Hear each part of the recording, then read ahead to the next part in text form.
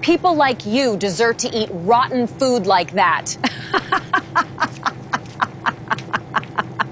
The smell hit first. Not the sound of glasses clinking in first class. Not the soft jazz drifting through the cabin speakers. Not the low murmur of wealthy passengers settling into leather seats 35,000 feet above America. The smell. Rotten, wet, sour enough to turn heads 3 rows away. Nathan Reed looked down at the silver meal tray, sitting in front of him in seat 1A. The lid was still half closed, but the odor leaked through the edges like something alive trying to escape.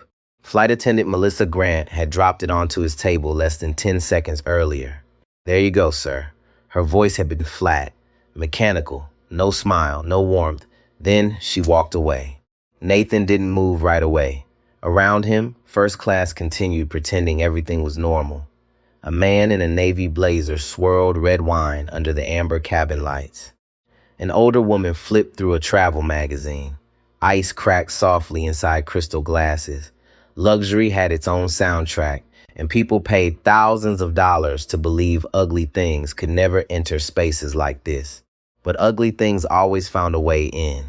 Nathan slowly lifted the silver lid. The smell exploded into the cabin. The chicken breast had turned gray around the edges. Blue-green mold clung to the skin in small patches. The spinach underneath glistened with a strange oily shine that had nothing to do with butter or olive oil. A wet streak of cloudy liquid ran across the plate. Someone across the aisle muttered under their breath. Jesus Christ. Nathan stared at the tray. Still calm, still silent. 41 years old.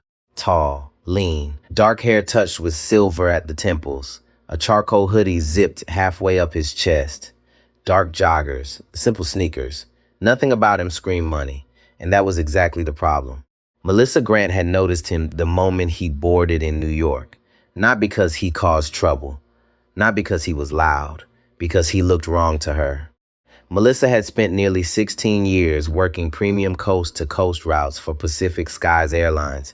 New York, Los Angeles, Miami, Dallas. She believed she knew first-class people. Men in tailored suits.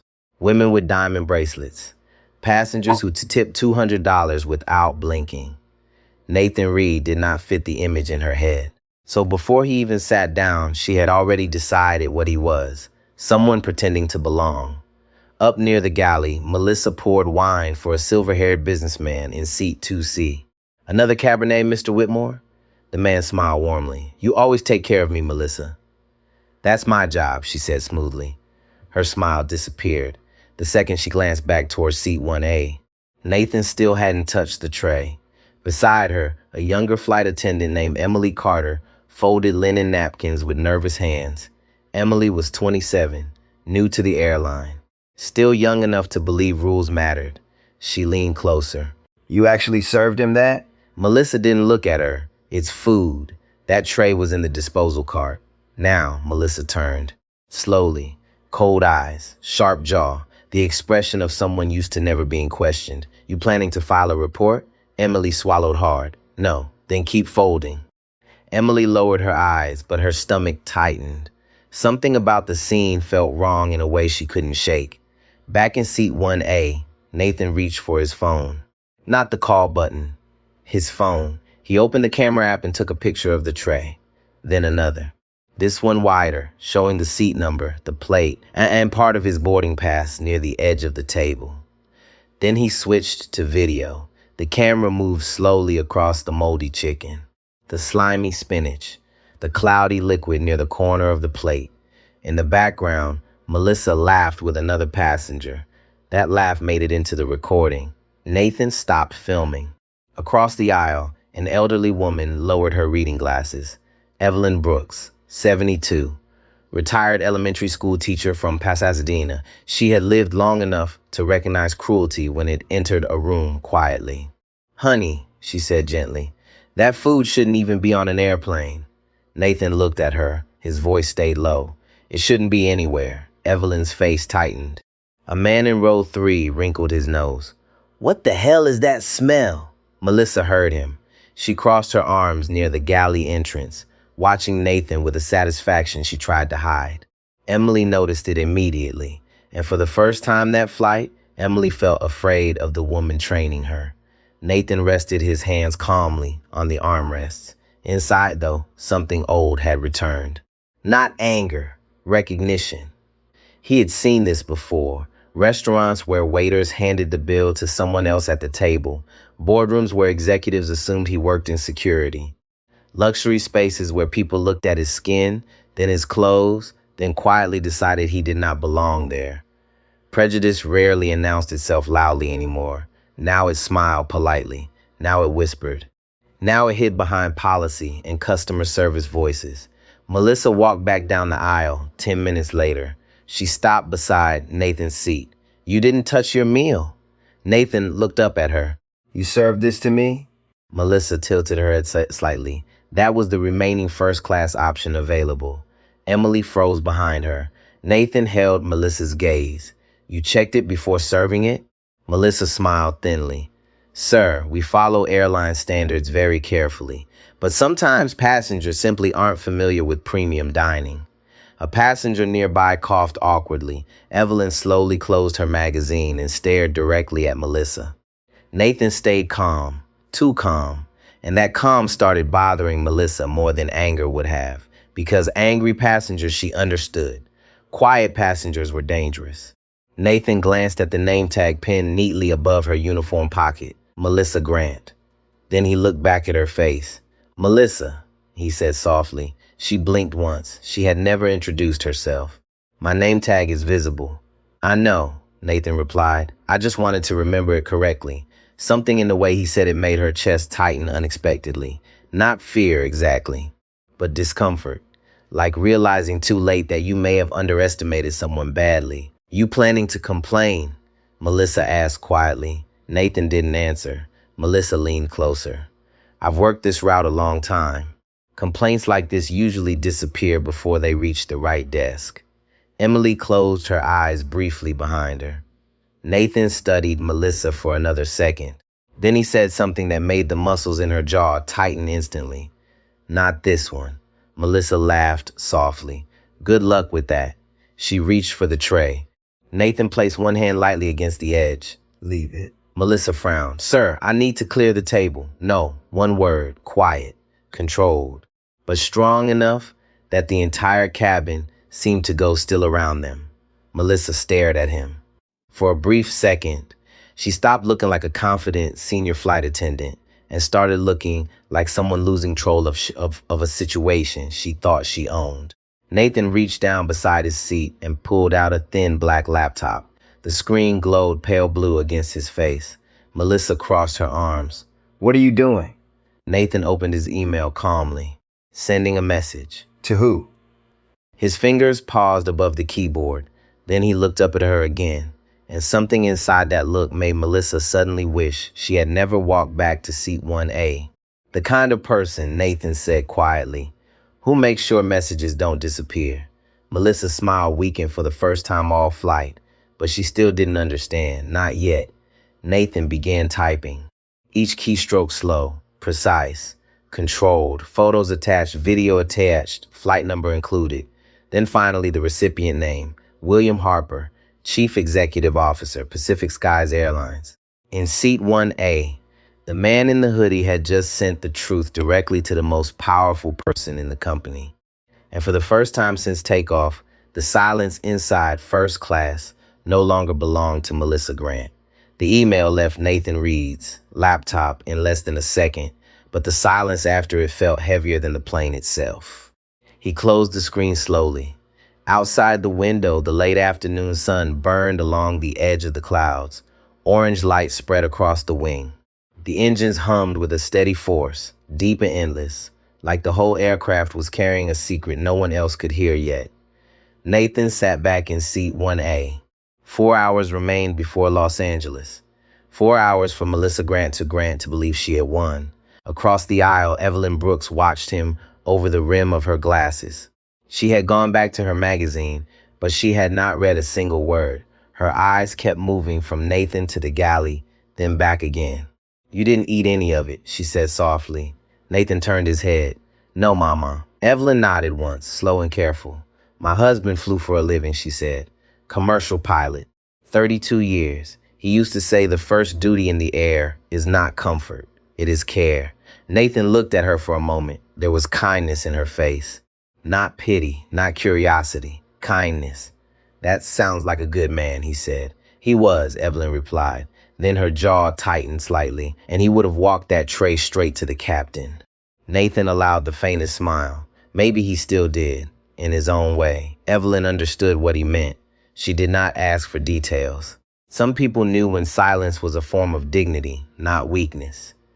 Up front, Melissa stood in the galley with her back partly turned to the cabin. She poured sparkling water into a plastic cup and took a sip as if nothing unusual had happened. But her shoulders were tighter now, Emily noticed. Emily had worked enough flights with Melissa to know her moods. The cheerful voice with preferred passengers, the sharp whispers near the galley, the way she measured people within seconds. But tonight felt different.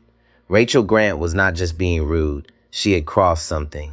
Emily could still see the tray in her mind, the gray chicken, the wet spinach, the mold. She could smell it even after Nathan covered it. Melissa, Emily said quietly. Melissa did not turn. What? He recorded it. Melissa gave a small laugh. So? He took photos too. Melissa set the cup down harder than necessary. The plastic bent slightly under her fingers. Let him. People take photos of everything now. Meals, seats, clouds, their own feet. It means nothing. Emily stared at the napkins in her hands. It was from the disposal cart. Melissa's face changed. Not much, just enough. Her eyes moved to Emily, cold and still. You need to be careful with what you think you saw. Emily felt heat rise in her neck. I know what I saw. Melissa stepped closer. Her voice dropped so low it became almost tender. No, honey, you are new. You are tired. You are nervous because a passenger made a face over a meal. That is what you saw. Emily held her breath. Melissa smiled without warmth. And if you want to keep this job, that is what you will remember. The galley seemed smaller suddenly. The metal cabinets, the coffee drawers, the narrow floor space between them. Emily could hear the engines behind everything, vibrating through the walls. For the first time since she joined Pacific Skies, she wondered how many wrong things became normal, simply because younger people were too afraid to say no. Back in the cabin, the tension had begun to spread. It moved quietly, first through glances, then through whispers, then through the way people stopped laughing as much. The businessman in seat 2C, Richard Whitmore, looked toward Nathan several times. He was the kind of passenger Melissa liked. Silver hair, expensive watch, loud confidence wrapped in soft manners. He leaned slightly toward the woman beside him. Something going on with the guy in 1A, his wife, Anne, kept her eyes forward. I think the food was spoiled. Richard frowned. In first class? Anne gave him a look. Rot doesn't check ticket prices, Richard. He looked away, uncomfortable. He had not expected that from her. A few rows back, a younger man in a blazer opened his phone and pretended to check messages while secretly searching for Pacific Skies customer service policies. Not because he planned to help. Not yet. But because what he saw had bothered him. That was how conscience often started. Not with courage, with discomfort. Nathan noticed all of it. He noticed the sideways looks, the stiff shoulders, the people unsure whether to get involved. He did not judge them harshly. He knew fear had many shapes. Some people feared losing jobs. Some feared being embarrassed. Some feared discovering they were not as decent as they believed. Still, harm survived when too many decent people stayed quiet. 20 minutes passed. The cabin lights dimmed slightly as the aircraft crossed into smoother air. Melissa resumed service with a bright smile painted back onto her face. Mr. Whitmore, another pour before we collect glasses? Richard lifted his glass. Why not? Melissa laughed. There we go. Then she turned and walked towards seat 1A. Her smile tightened as she approached Nathan. The tray was still there, untouched, documented, waiting. Well, she said lightly, still not hungry? Nathan looked up from the closed laptop. No, shame. Some people would be grateful for a first-class meal. Evelyn's fingers stopped on the edge of her magazine. Nathan's voice remained even. Some people would be grateful not to be served contaminated food. The word landed cleanly. Contaminated. Melissa's eyes flashed. That is a serious accusation. It is a serious tray. A man nearby shifted in his seat. Someone else looked down at his drink. Melissa leaned closer. Let me explain something, mister. Reed. I deal with difficult passengers all the time. Passengers who think money gives them permission to be rude. Passengers who want attention. Passengers who create drama because something is not exactly how they imagined. Nathan held her gaze. I have not raised my voice. No, she said. You have been very calculated. Is that what bothers you? For 1 second, Melissa's face hardened completely. There it was, the truth beneath the uniform, not professionalism, not safety, control. She wanted him nervous, defensive, small. He had given her none of that. You know, she said, voice low enough that only the nearest seats could hear, first class is more than a seat. It is a standard. Nathan nodded slowly. Yes, it should be. She misunderstood the answer and smirked. Then maybe next time dress like you understand where you are. Evelyn inhaled sharply. Emily, watching from the galley, froze. The cabin heard it. Not everyone, but enough. Nathan did not flinch. He did not look down at his hoodie. He did not defend himself. That restraint made the insult look even uglier. He spoke quietly. Clothes do not determine a person's worth. Melissa straightened. Of course not. But she said it too fast, too late. Nathan looked toward the galley, then back at her. Do you believe that? Melissa's lips parted, but no answer came. For the first time, she seemed to notice the eyes on her. Evelyn and Whitmore, the young man in the blazer. Emily standing still by the service cart. Witnesses. Melissa forced a laugh. I am not going to argue philosophy with you at 35,000 feet. No, Nathan said. This is not philosophy. His voice was still soft, but the air around it sharpened. This is how people get hurt. Melissa's expression flickered, just for a moment, because somewhere under all that pride, she knew the sentence was true. Not just about food, about power, about what happens when a person in uniform mistakes authority for ownership. Her hand moved toward the tray. I'm taking this now. Nathan shook his head once. No. Sir, I am instructing you as a crew member, and I am preserving evidence. The word evidence hit harder than contaminated. Melissa's face changed. Emily saw it, so did Evelyn. Melissa lowered her voice. What exactly did you send? Nathan did not answer. His laptop chimed.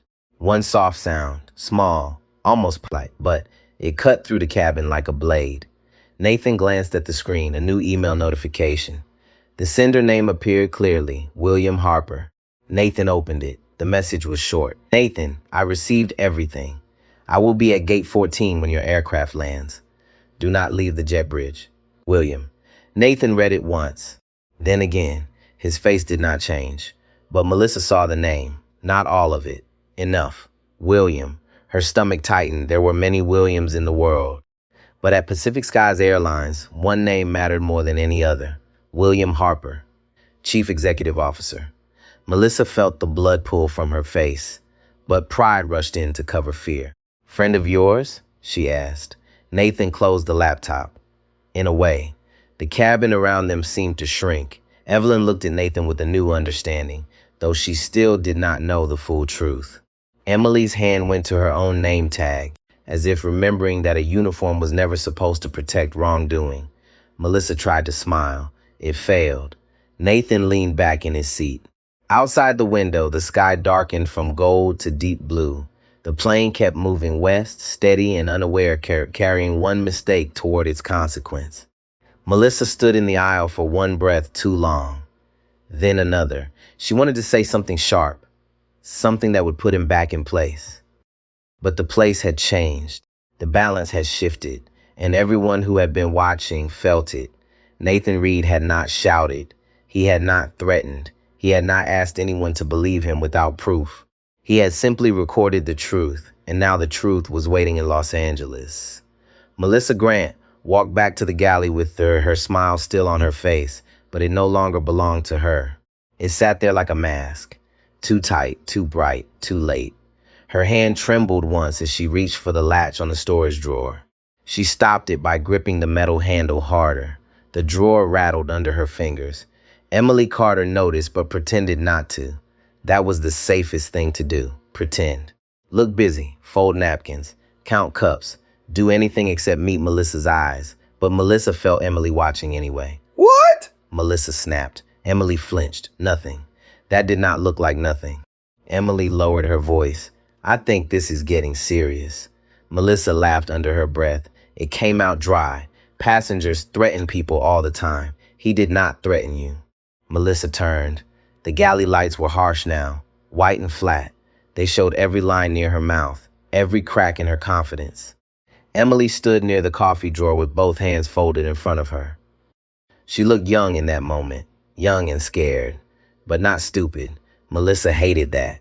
He recorded a meal, Melissa said. That is all. He sent it to someone. So? Emily swallowed. You saw the name. Melissa's eyes sharpened. I saw nothing. Emily did not answer. That silence made Melissa angrier than an argument would have. Outside the galley, the first-class cabin had become quiet in a different way. Not peaceful, watchful. Passengers felt the change even if they could not name it. The cabin had the same leather seats, the same soft lights, the same glasses of wine, but now every polite detail seemed thin, like scenery in front of a storm. Nathan Reed sat in seat 1A with his hands resting loosely in his lap. He looked calm. Too calm for a man who had just been insulted. Too calm for a man who had been served food that could have made him sick. Evelyn Brooks kept stealing glances at him. She had spent 38 years teaching children how to read. She knew silence had grammar. Nathan's silence was not empty. It had structure. It had purpose. She leaned toward him slightly. May I ask you something? Nathan turned. Of course. Are you in trouble? That question surprised him, not because of fear, because of care. He gave her a small, tired smile. No, Mom. Evelyn studied his face. Then someone else's. Nathan looked out the window. The sun had dropped lower. The clouds below were no longer white. They were copper and violet now, stretched across the sky like burned paper. Maybe, he said. Evelyn nodded, as if that was enough. Her voice softened. My husband used to say character is what people do when they believe no one important is watching. Nathan looked back at her. That is a hard test. It is, she said. And most people fail it in small ways before they fail it in big ones. Nathan absorbed that, slowly. He had spent much of his adult life learning that power did not make people better. It only made them more visible. In boardrooms, in airports, in restaurants, in homes, people revealed themselves when they thought the other person had no leverage. That was the part that still hurt. Not the insult, not the hoodie comment, not even the tray. It was the certainty behind it. Melissa had believed she could choose his worth, and the world had taught her that belief somewhere. The seatbelt sign chimed softly as the aircraft passed through a patch of light turbulence. Drinks trembled on tray tables. A glass clicked against a saucer. The engines deepened for a moment, then steadied again. Up front, Melissa checked her phone under the counter. No signal. Of course there was no signal. They were still in the air.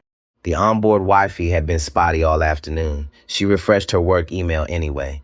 Nothing. She refreshed again. Nothing. Her throat felt dry. She hated herself for caring. William Harper could not be involved. That made no sense. The chief executive officer of Pacific Skies did not answer emails from random passengers in hoodies. He did not appear at gates for spoiled meals. He had shareholders, roots, regulators, unions, investor calls. Melissa had told herself this 3 times. The 4th time, she almost believed it. Then Emily spoke again. Melissa, what now? Should we tell the captain? Melissa stared at her. Tell him what? That a passenger may serve and safe food. Melissa stepped closer, her voice low. Listen to me carefully. We do not use words like unsafe unless we know what we are talking about. Emily's eyes flicked toward the cabin. I know what mold looks like. Melissa leaned in. You know what happens when reports get filed? Flights get investigated. Crew gets questioned. People start looking for someone to blame. Emily's face tightened. Maybe they should. The words were soft, but they landed hard. Melissa looked at her as if seeing her for the first time. You think you are being noble? Emily's hands curled around the edge of the counter. I think he was treated badly. Melissa gave a short laugh. He was treated like a passenger who wanted drama. No, Emily said. Her voice shook, but she did not stop. He was treated like someone you decided did not belong. For a second, the galley went completely still. Even the engine noise seemed to fall back. Melissa's expression turned cold. "You are done talking." Emily lowered her eyes. But something had changed in her too. Fear was still there, but under it, a thin line of courage had appeared. The kind that often starts too late, but still matters. In the cabin, Richard Whitmore cleared his throat and waved Melissa over. She snapped back into service mode instantly, smile on, shoulders back, voice bright. "Yes, Mr. Whitmore?" Richard glanced toward Nathan, then lowered his voice. "Everything all right up here?" Melissa laughed lightly. "Just a minor catering issue, nothing to concern yourself with." Richard accepted that answer because it was easier, but his wife Anne did not. Anne looked directly at Melissa. That did not smell minor. Melissa's smile tightened. "I understand your concern, Mom." Do you? The question was quiet. Melissa paused. Anne Whitmore was in her late 60s, dressed in an ivory cardigan with a wedding ring that had been worn smooth by decades. She did not look angry. She looked disappointed. That was worse. "My son has food allergies," Anne said. "We learned a long time ago that careless service can put someone in an emergency room." Melissa's face stiffened. "As I said, we are handling it." Anne glanced at Nathan. Are you? Richard shifted uncomfortably. But she did not look away. Melissa gave a tight nod and moved on. By the time she reached the galley again, the pressure in her chest had become sharp. Passengers were noticing. That was bad. Passengers talking to each other was worse. Passengers with phones were the worst. She looked down the aisle. Nathan was not filming anymore. He did not need to. The damage had already moved beyond the camera. Melissa took a breath. Control the cabin. That was what training taught. Control the cabin. Control the tone. Control the record. She picked up the service tablet and opened the passenger manifest. Her finger moved quickly down the list. 1A, Nathan Reed. Full fare first class. Diamond Premier status. Special handling note. She frowned. There was a corporate code attached to his booking. Not unusual by itself. Many executives had corporate codes, but this one made her finger pause. OSF Executive Travel. Her eyes narrowed. Orion Freight Systems. She had heard the name. Everyone in the airline industry had. Orion Freight had been in the business news for months. A major logistics company. Aggressive expansion. Rumors of a partnership or acquisition in aviation services. Melissa stared at the screen. Nathan Reed. A memory clicked faintly. A headline she had scrolled past in a crew lounge. Something about Orion's chief executive officer staying low profile. A billionaire who avoided press photos. A man known for wearing casual clothes even in high-level meetings. Her pulse jumped. No. She tapped the screen again, as if the tablet might correct itself. It did not. The cabin seemed to tilt slightly. Though the aircraft was steady, Emily saw Melissa's face. What is it? Melissa locked the tablet and placed it down. Nothing. But her voice had changed. Nathan Reed, Orion Freight Systems, William Harper. The pieces did not fully connect yet, but they were close enough to make her palms damp. She looked toward seat 1A. Nathan was watching the window, not her. That made it worse. He did not look like a man waiting to win. He looked like a man who had already handed the truth to the right people and no longer needed to perform. A flight attendant's power lived in the narrow space between takeoff and landing. In that space, passengers depended on the crew. Food, water, safety, rules, tone, permission. Melissa had treated that borrowed authority like personal ownership. Now the plane was moving toward land, and borrowed power had an expiration time. The captain's voice came over the intercom. "Ladies and gentlemen, this is Captain Harris from the flight deck. We are beginning our initial descent toward Los Angeles. We expect to be on the ground in about 40 minutes. A soft shift moved through the cabin. Seats adjusted. Laptops closed. Seatbelts clicked. Passengers checked phones even though no signal had returned. Melissa stood frozen in the galley for half a second too long. Emily watched her. "Melissa," she said carefully, "if we tell the captain now, it may look better." Melissa turned on her. "We are not telling the captain anything." Emily's face fell. Not from fear this time, from sadness. "Then you are still choosing wrong." Melissa stared at her. For once, she had no quick answer. In seat 1A, Nathan heard the faintest edge of that exchange. Not the words, but the tone. He closed his eyes briefly. He was not happy. That was what people misunderstood about accountability. It was not revenge. Not if it was honest. Revenge wanted someone ruined. Accountability wanted harm to stop. Nathan had learned that distinction the hard way. In business. In life. In rooms where people confused politeness with weakness until consequences arrived. He opened his eyes as the aircraft dipped gently through a thin layer of cloud. Los Angeles appeared below in scattered gold. A city of lights, a city of deals, a city where people reinvented themselves every day and still carried the same old prejudices into new rooms. Melissa moved through the cabin for final checks. Her smile returned, but now it flickered. She checked seat backs, collected glasses, repeated safety phrases with the speed of habit. When she reached Nathan, she stopped. His tray table was still down. The contaminated tray still sat there, covered but present. "Sir," she said, voice strained. "For landing, your tray table must be stowed." Nathan looked at her. "I understand. I need the tray. You can take it after we land. That is not how this works." Nathan's gaze stayed steady. "It is now." The words were quiet, but around them people heard. Melissa's nostrils flared. For 1 second, all her panic turned back into anger. "Mr. Reed, I can report you for failure to comply with crew instructions." Nathan nodded once. "You can." The simplicity of it stopped her. He was not afraid of the report. He welcomed the record. Evelyn leaned toward the aisle. You should be careful, dear, she said to Melissa.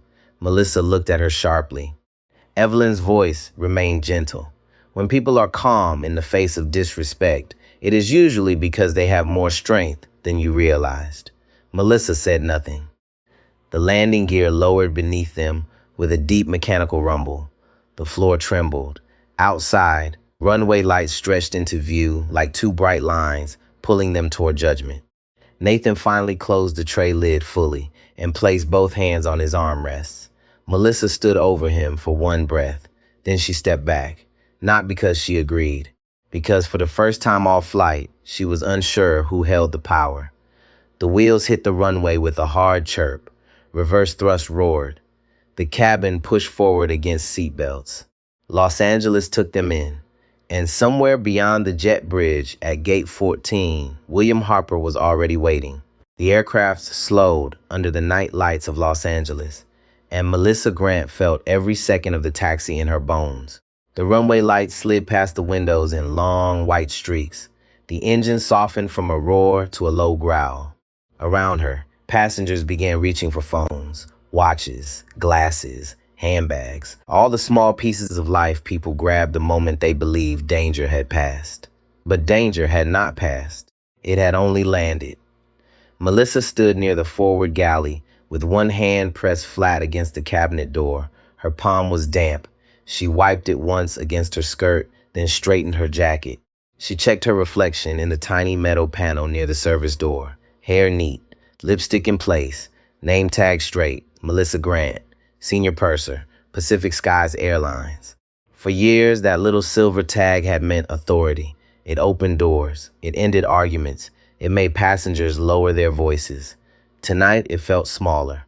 Emily Carter stood beside the jump seat, buckling and unbuckling the strap at her waist with nervous fingers. Melissa looked at her. "Stop fidgeting." Emily froze. "Sorry." "We are going to open the door, thank passengers, and finish the flight like professionals." Do you understand? Emily nodded, but she did not look convinced. Melissa leaned closer. "And you are not going to say one word about that tray unless someone asks you directly." Emily finally looked up. Her eyes were tired. "Melissa, someone is going to ask." Melissa opened her mouth, but the aircraft turned sharply toward the gate, and the sudden movement made the cabinet rattle beside them. The captain came over the intercom. "Ladies and gentlemen, welcome to Los Angeles. The local time is 8:46 in the evening. Please remain seated with your seatbelts fastened until the seatbelt sign has been turned off." His voice was calm, routine, the kind of voice that made people believe systems were working. Nathan Reed sat in seat 1A, still calm, still upright, his leather bag already zipped and resting by his feet. The covered tray remained on the side table. He had not let it out of sight. Evelyn Brooks looked at him with quiet concern. "You going to be all right?" Nathan turned to her. "Yes, Mom." She nodded toward the forward door. "I don't think she is." Nathan glanced at Melissa. For the first time that evening, he allowed himself to look tired. Not weak, not defeated, just tired. "That depends on what she does next," he said. Evelyn studied him. "You still sound like you hope she chooses right." Nathan looked down briefly. "I always hope people choose right before consequences have to choose for them." Evelyn's expression softened. That was the part of him Melissa had never seen. She had seen the hoodie, the quiet, the seat. She had not seen the man. The plane eased into gate 14. A soft thud moved through the cabin as the jet bridge connected. The engines wound down. The seatbelt sign chimed off. Immediately, the cabin came alive. Phones lit up. Messages arrived. Seatbelts snapped open. Overhead bins clicked. Melissa stepped to the front door with practiced motion. Muscle memory saved her where confidence could not. She lifted the handle, waited for the ground crew signal, and forced her smile into place. "Thank you for flying Pacific skies." The door opened. Cold airport air slipped in, carrying the smell of jet fuel, coffee, and polished terminal floors. The first passengers began to rise. Richard Whitmore stepped into the aisle first. He adjusted his blazer, took his leather briefcase from the overhead bin, and gave Melissa a familiar nod. "Smooth landing." Melissa smiled. "Glad you enjoyed the flight, Mr. Whitmore." But Richard hesitated. His eyes moved behind her, toward Nathan's seat. For once, he did not offer the easy compliment she expected. Instead, he said quietly, "That situation earlier. I hope the company handles it properly." Melissa's smile held, but barely. Of course. Ann Whitmore followed him. She paused at the door. Her voice was gentle, but it carried weight. "Professionalism is not how warmly you treat people you like. It is how carefully you treat people you underestimate." Melissa's face stiffened. Ann did not wait for a reply. She stepped into the jet bridge. Then Evelyn Brooks came forward, carrying her small bag and magazine. She stopped beside Nathan's row. "Take care of yourself," she said to him. Nathan stood slightly to help her lift the strap over her shoulder. "You too, Mrs. Brooks." She placed one hand briefly on his arm. "And do not let them tell you this was small." Nathan nodded. "I won't." Evelyn walked toward the door, then stopped in front of Melissa. The two women looked at each other, one in uniform, one with 72 years of life in her eyes. Evelyn spoke softly. "You had a chance to fix it in the air." Melissa did not answer. Evelyn stepped off the plane. The cabin emptied slowly after that. A few passengers looked back at Nathan, some with curiosity, some with discomfort. One young man nodded at him in quiet support. Another avoided his eyes completely. People never knew what to do after witnessing harm. Some wanted justice. Some wanted distance. Some wanted to forget quickly so they would not have to ask themselves why they stayed silent. At last, Nathan stood. He lifted his bag over one shoulder and took the covered tray carefully in his other hand. Melissa saw it. "You cannot take airline property off the aircraft," she said. Her voice was sharper than she meant it to be. Nathan looked at her. "I am not taking it far." "Sir, the tray needs to remain with crew." "No," he said. "It needs to remain with evidence." That word again, evidence. It made Emily look down. It made Melissa's stomach turn. Nathan stepped into the aisle. He was taller than Melissa remembered. Not imposing in a dramatic way, just steady, present.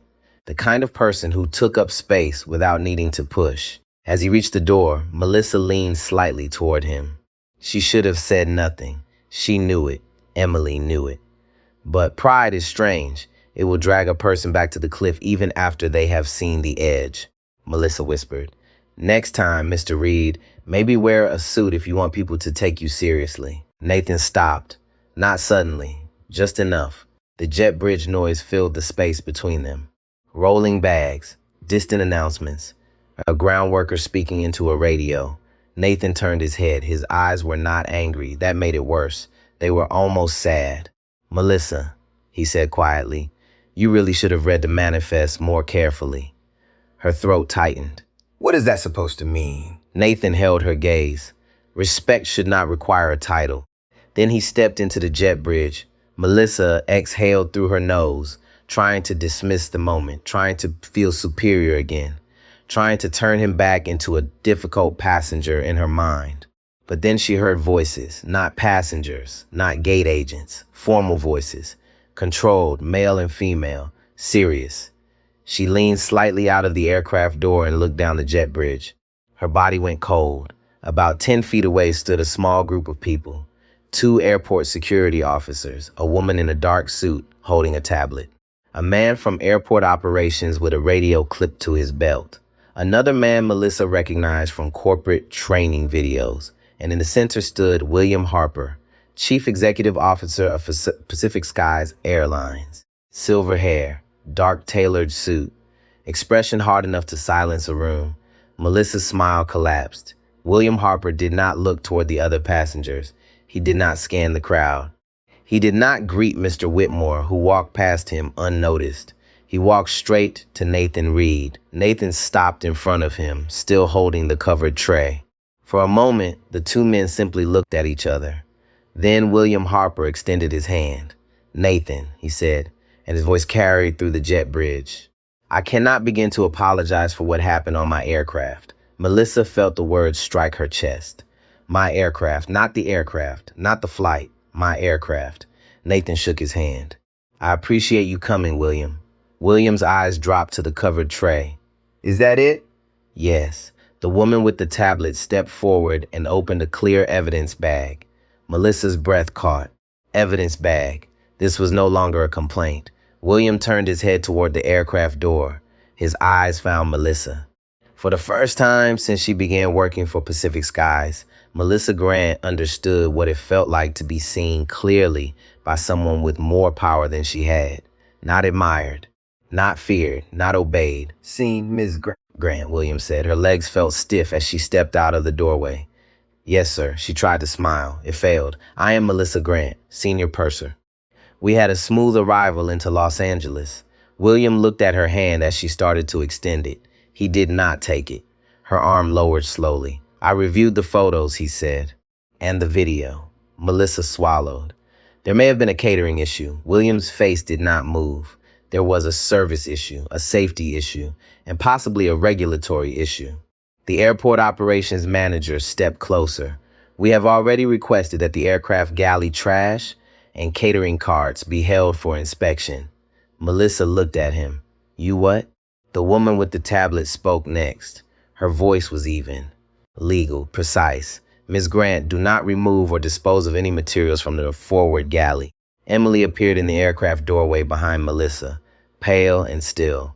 William looked past Melissa. "Are you Emily Carter?" Emily's mouth opened slightly. "Yes, sir. I may need a statement from you." Melissa turned sharply. "Emily has nothing to do with this." William's eyes cut back to her. "That is not for you to decide." The words were calm, final. Nathan stood silently beside them, the tray now sealed inside the evidence bag. The man Melissa had treated like someone beneath her was not speaking over anyone. He was not demanding revenge. He was letting the truth stand on its own. That restraint was more powerful than shouting. Melissa felt panic begin to rise. "It was a mistake," she said quickly. "If the tray was spoiled, then catering loaded it incorrectly. We serve what we are given." William stepped closer. "Did catering load it?" Melissa blinked. "I assume so." The operations manager looked down at his phone. "We will know shortly. The loading records are being pulled now." Melissa's mouth went dry. William's voice lowered. "Miss Grant, you had multiple chances to remove that tray, report the problem, and protect the passenger. Instead, you mocked him." Melissa shook her head. "I did not mock him."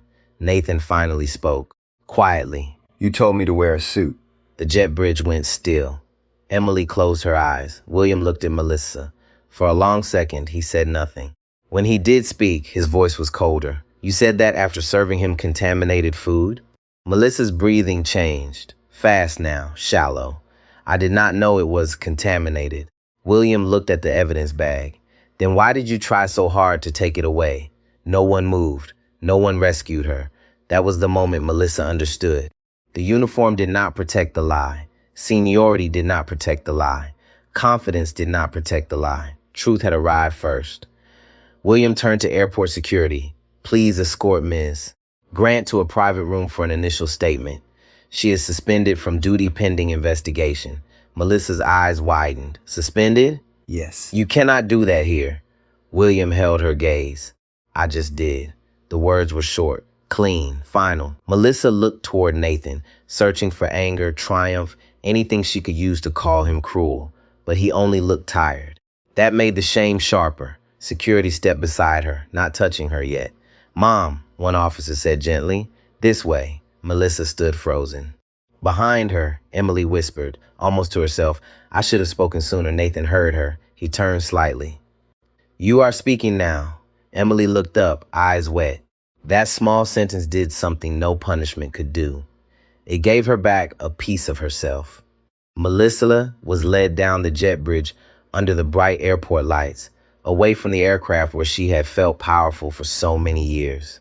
Behind her, William Harper stood beside Nathan Reed, the evidence sealed between them. The flight was over. The reckoning had just begun. Melissa Grant had walked through jet bridges hundreds of times, but never like this. Usually, she's moved control. Chin high, uniform sharp, passengers thanking her, crew members stepping aside.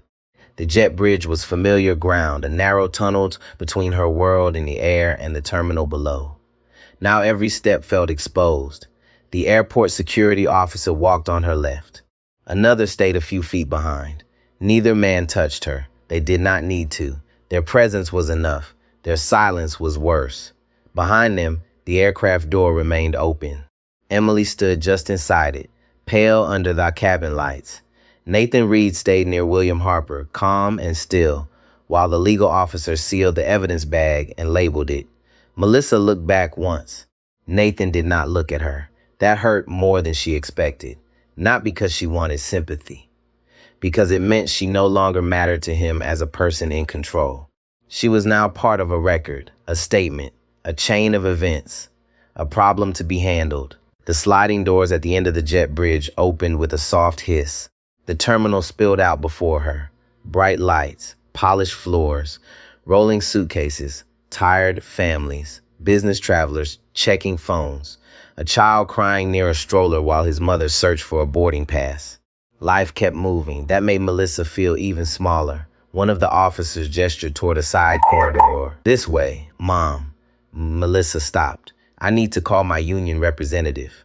You'll have an opportunity to make calls, the officer said. I said I need to call now. His face remained neutral. Mom, we're taking you to a private room for an initial statement. You are not under arrest. The words should have comforted her. They did not.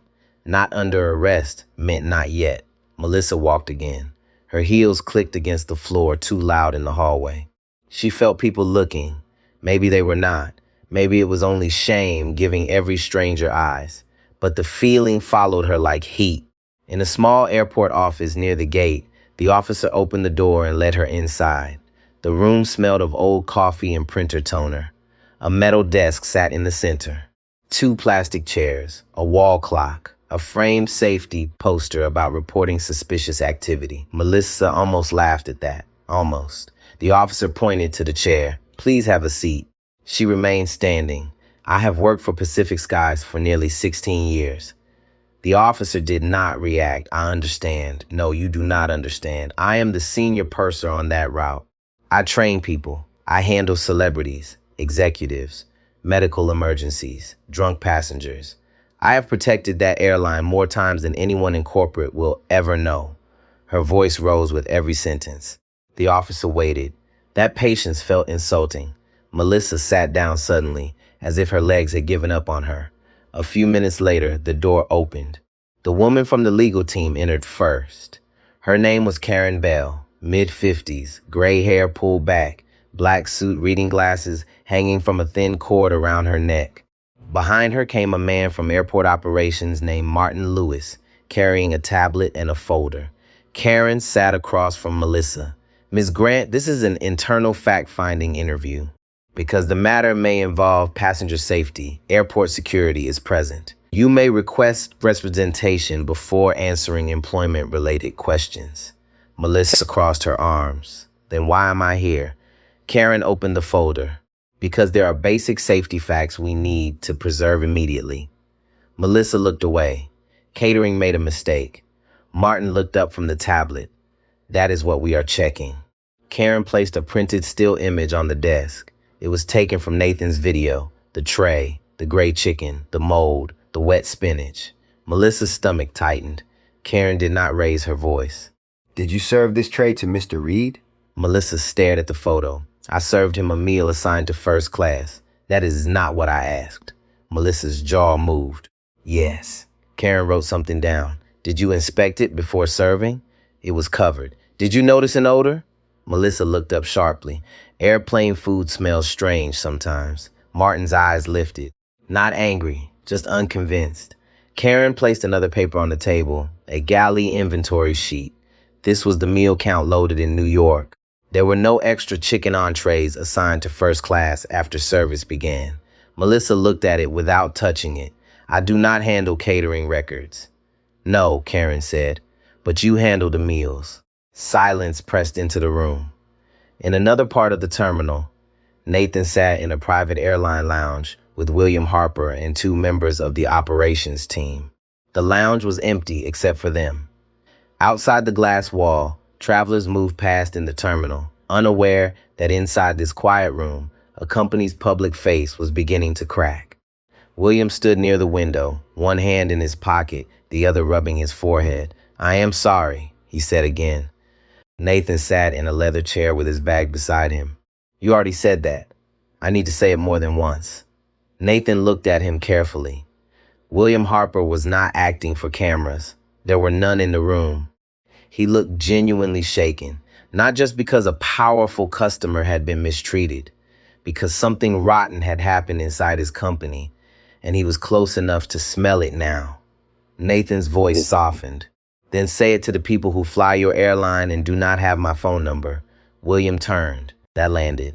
He nodded slowly. You are right. Nathan leaned forward, elbows resting on his knees. She did not treat me that way because she knew who I was. She treated me that way because she thought I was nobody. William looked down. That was the part no public statement could polish. Outside, a ground cart rolled past the window.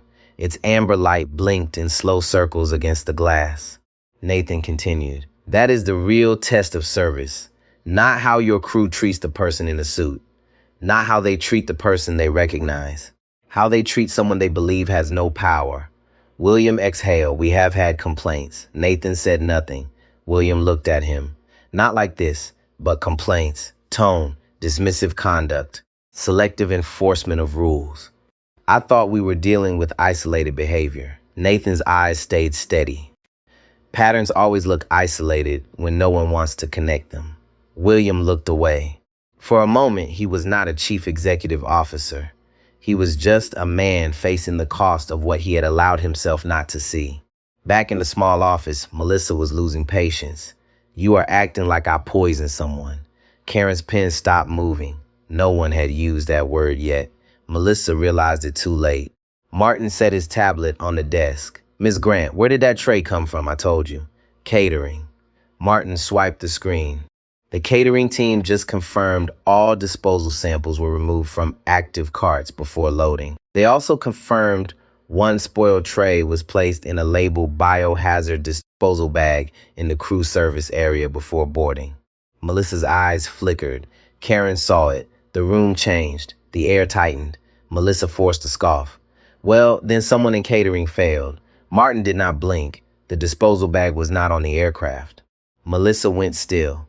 Karen leaned forward slightly, which means the tray had to be removed from the crew service area before boarding and brought onto the aircraft by someone with access. Melissa's fingers dug into her sleeve. I was busy before boarding. I am sure you were. Karen slid another document across the desk. Airport security is pulling footage now. The clock on the wall ticked once, then again. Melissa stared at the paper but did not read it. Her mind moved too fast. Crew lounge. Disposal cart, the plastic bag, the smell, her own gloved hand lifting the tray, The stupid satisfaction she felt when she thought about Nathan seeing it. It had seemed small then. Cruel, yes. But small. A lesson, a humiliation, a private joke. That was how people justified harm. They made it smaller in their own minds so they would not have to face the shape of it. The door opened. A uniformed airport police officer stepped in. He spoke quietly to the security officer near the wall, then handed Martin a printed page. Martin read it. His expression changed. Karen noticed immediately. What is it? Martin looked at Melissa. Security footage shows Ms. Grant entering the crew service area approximately 2 hours before departure. Melissa's lips parted. Karen's voice stayed calm. And? Martin swallowed once. Footage appears to show her opening the biohazard disposal bag. The room went silent. Melissa shook her head. No. Martin kept reading and removing an item consistent with a covered meal tray. No, Melissa said again, louder now. That is not what happened. Karen's eyebrows did not move from her face. Then tell us what happened. Melissa looked from Karen to Martin to the officer near the wall. No friendly faces. No passengers she could charm. No junior crew member she could intimidate. Just facts closing in. Her voice dropped. I did not think he would eat it. The sentence came out before she could stop it. Karen's pen froze. Martin looked up slowly. Even Melissa seemed to hear the words after they left her mouth. I did not think he would eat it. Not it was safe. Not it was a mistake. Not I did not know. I did not think he would eat it. Karen set the pen down with great care. Ms. Grant, do you understand what you just said? Melissa's breath caught. I mean, it looked bad, so of course he would not eat it. Karen's voice sharpened for the first time. You knowingly served a passenger food that looked unsafe. Melissa shook her head fast. No, that is not what I meant. But it was too late. Some words do not return once spoken. In the lounge, William's phone buzzed. He looked down. His face hardened. Nathan noticed. What did they find? William read the message once more before answering. Security footage confirmed she removed a tray from the disposal area before boarding. Nathan closed his eyes briefly, not in triumph, in grief, because part of him had still hoped for negligence, carelessness, a bad system, a mistake ugly enough to explain the harm without proving intent. William's voice was lower now. There is more. Nathan opened his eyes. William looked at him. She just said she did not think you would eat it. The room went quiet. Nathan sat back slowly. That sentence settled between them like a weight. He looked through the glass wall at the passing travelers. Old men, young mothers, veterans in ball caps, teenagers with earbuds, people carrying ordinary worries through an airport at night. Any one of them could have been in that seat. Any one of them could have been judged. Any one of them could have trusted the tray placed before them. Nathan spoke softly. That is how danger starts. William nodded. With one person deciding another person matters less. Nathan turned back to him. No, with the system letting her believe she could act on it. William did not defend himself. That mattered. The legal officer in the lounge stepped closer. Mr. Harper, airport police may want to classify this as potential food tampering until lab results are returned. William's jaw tightened. Then we cooperate fully. Nathan watched him. Even if it hurts the company? William looked at him, tired and ashamed. Especially then.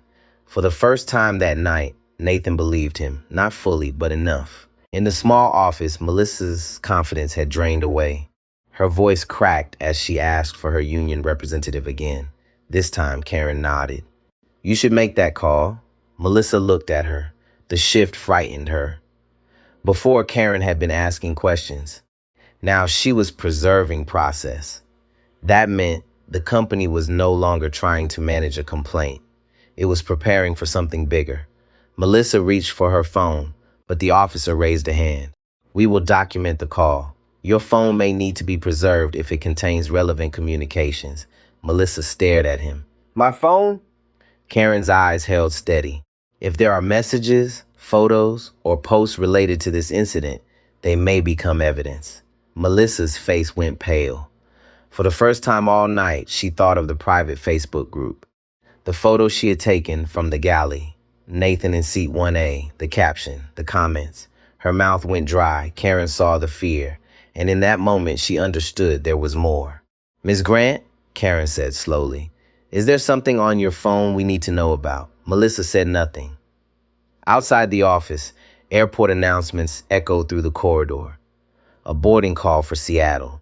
A delayed arrival from Denver. Normal life moving in clear, practiced rhythms.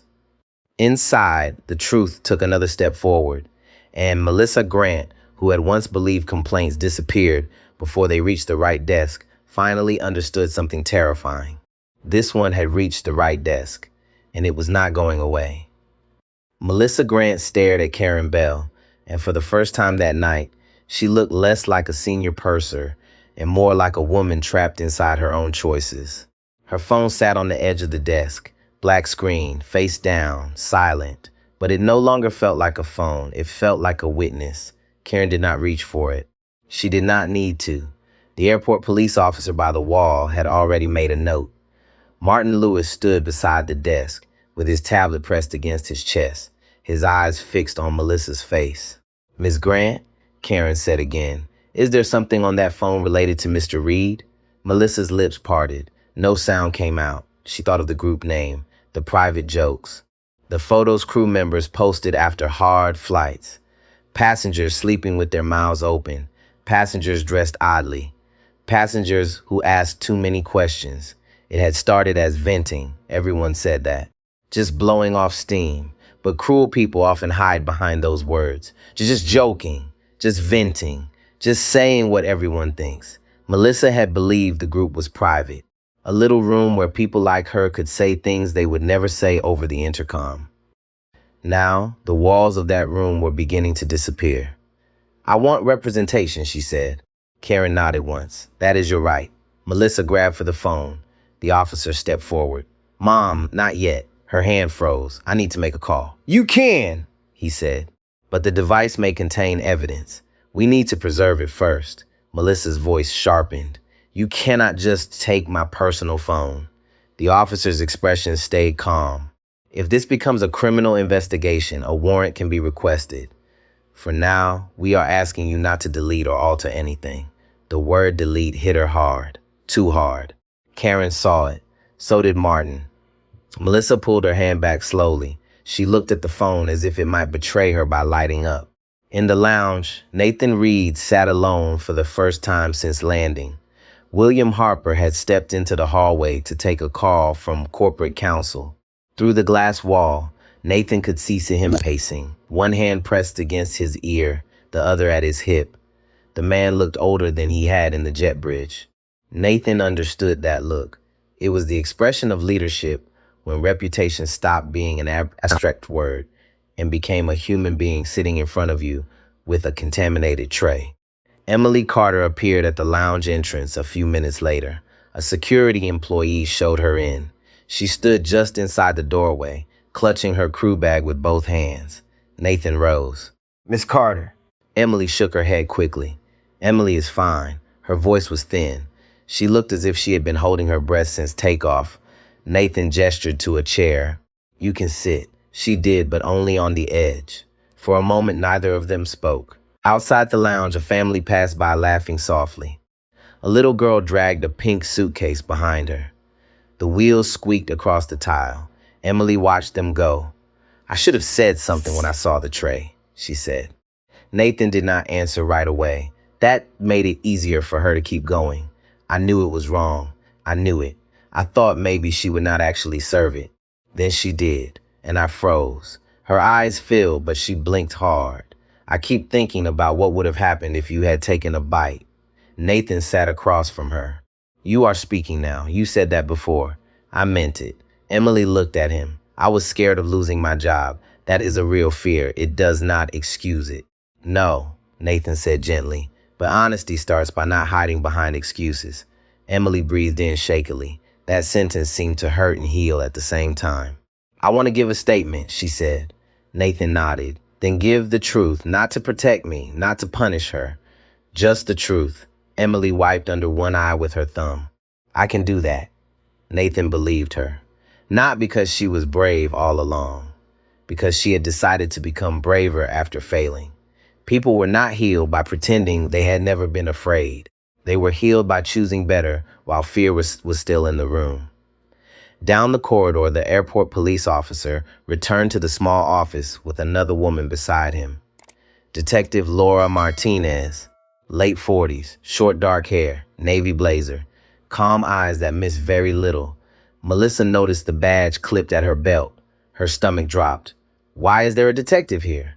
Detective Martinez sat down beside Karen Bell, not across like an enemy, but not casually either. Ms. Grant, I am with the airport police unit.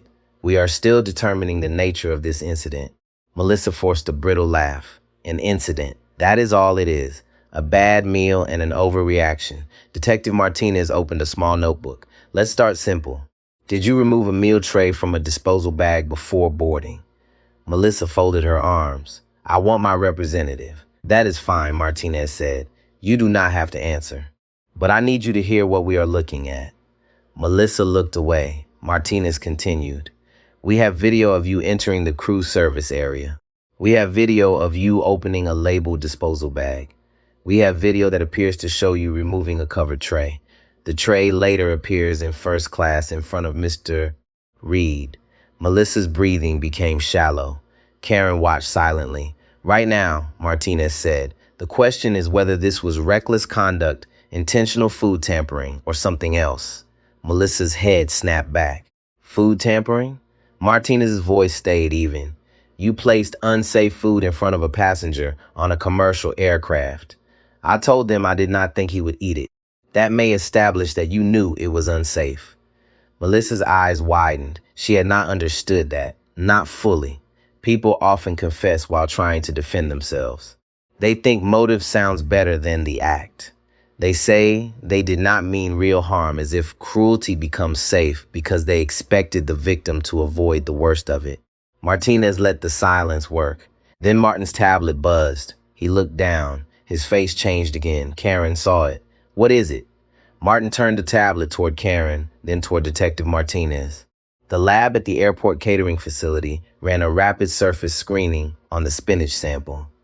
Melissa gripped the arms of the chair. Martinez looked at the screen. What did they find? Martin's voice lowered. Residue consistent with industrial degreaser. Melissa stopped breathing for a second. Karen's jaw tightened. Say that again. Industrial degreaser, Martin repeated. Likely from a galley cleaning product. They are sending samples for confirmatory testing, but the screening was positive. Melissa shook her head. No, that is not true. Martinez turned to her. Did you spray anything on that tray? No.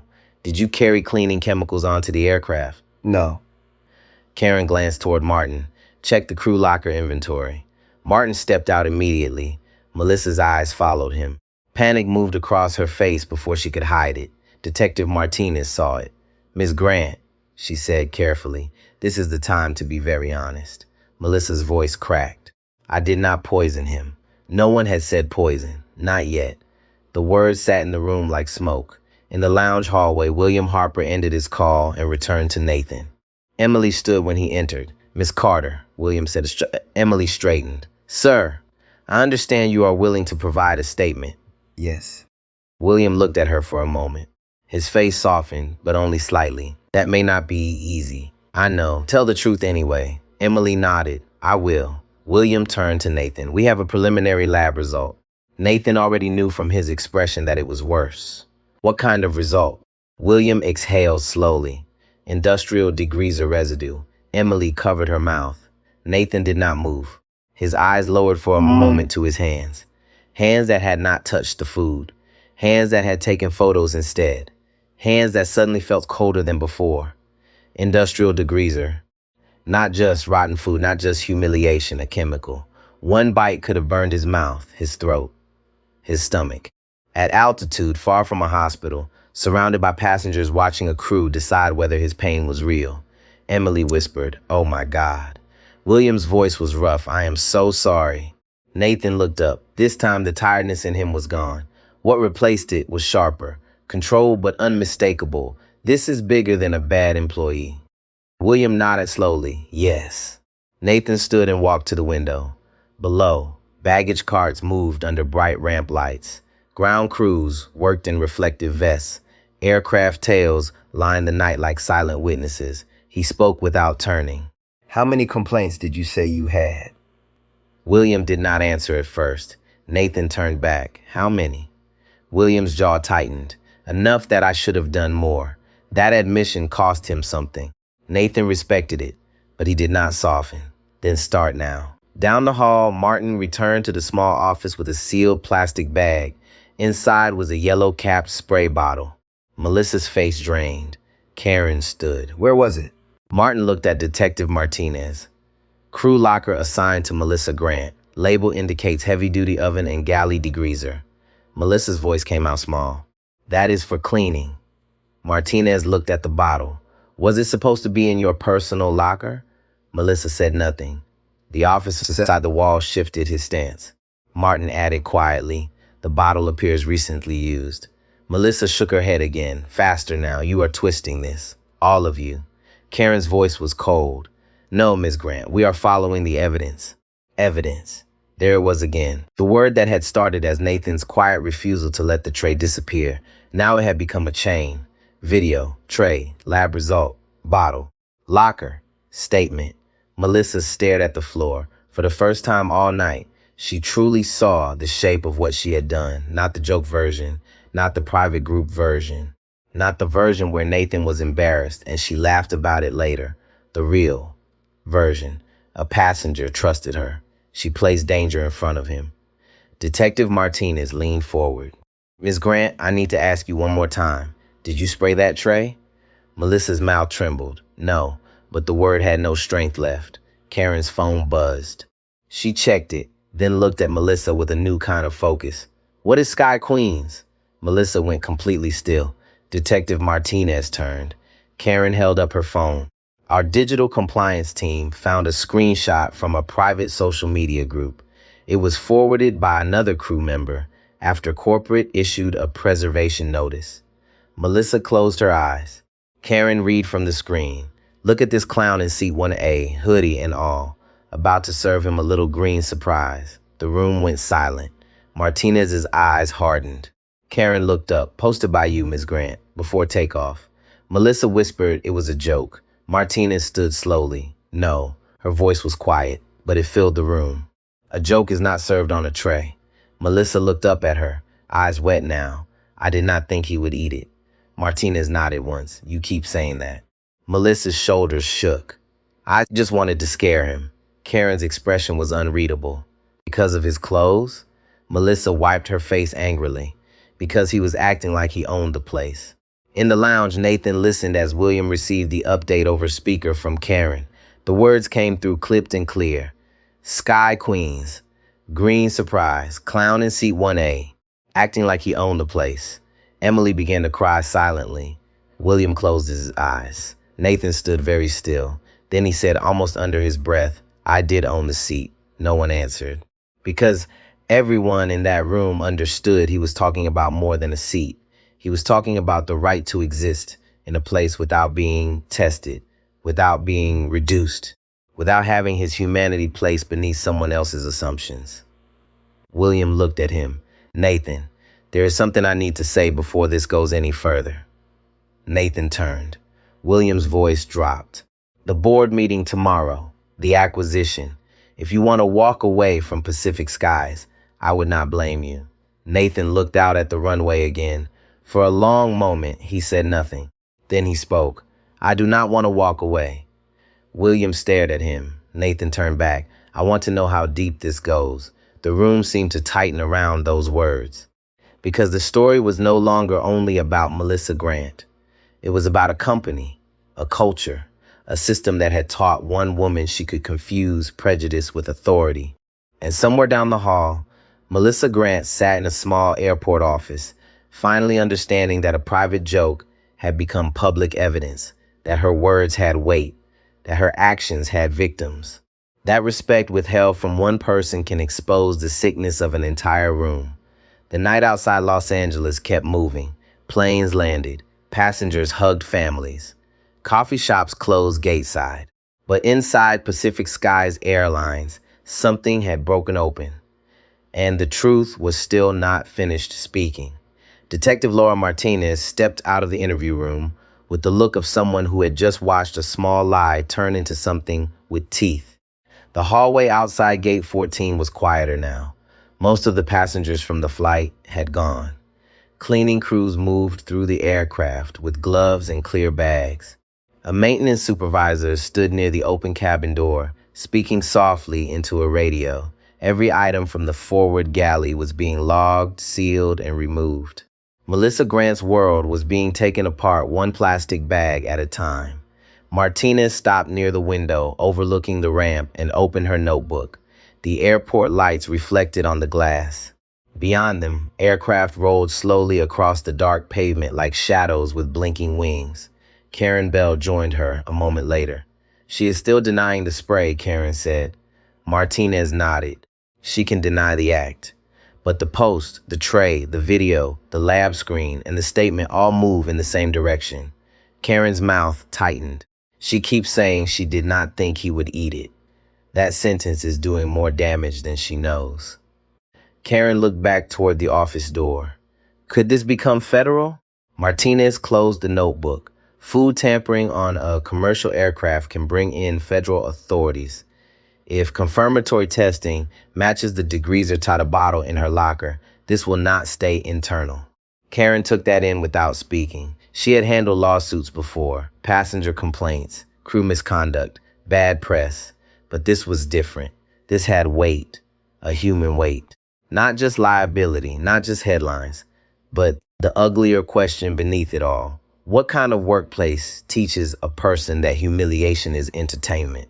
In the private lounge, William Harper stood at the end of a conference table with his phone on speaker. Nathan Reed sat across from him. Emily Carter sat near the wall, hands wrapped around a paper cup of water she had not touched. Karen's voice came through the speaker. "We have a confirmed screenshot from the Sky Queens group. Our compliance team is preserving it. We have at least 12 visible comments, encouraging or laughing at the post." William's face hardened. 12? That is visible in the screenshot. We do not yet have the full archive. Nathan looked up. What did the comments say? There was a brief pause. Karen did not want to read them. Everyone could feel it. Nathan's voice remained steady. "I need to know." Karen exhaled. One says, "Teach him how first class works." Another says, "People in hoodies always think they are special." Another says, "Green surprise, I'm dead." Emily lowered her head. Her shoulders shook once. William closed his eyes, then opened them again. "That is my crew," he said quietly. Nathan did not soften the truth. Yes. The word landed with force because it carried no anger, only fact. William walked to the window. Below, a baggage cart turned sharply, its small amber light spinning. He watched it for a moment like it might give him an answer. "I used to think culture was speeches," he said. "Training modules, values posters, the words we put in the employee handbook." Nathan waited. William turned back. "But culture is what people laugh at when they think leadership is not listening." Emily wiped her face quickly. "I was in that group," she said. The room went still. William looked at her. Emily gripped the cup tighter. "I never posted. I never commented. But I was in it. Melissa added me after training. She said it was where crew could vent." Karen's voice came through the phone. "Careful now. Emily, are you willing to provide access to what you can see in the group?" Emily nodded, then remembered Karen could not see her. Yes. William's expression tightened, but he did not explode. That mattered. Emily kept going. At first, it was normal stuff. Delays.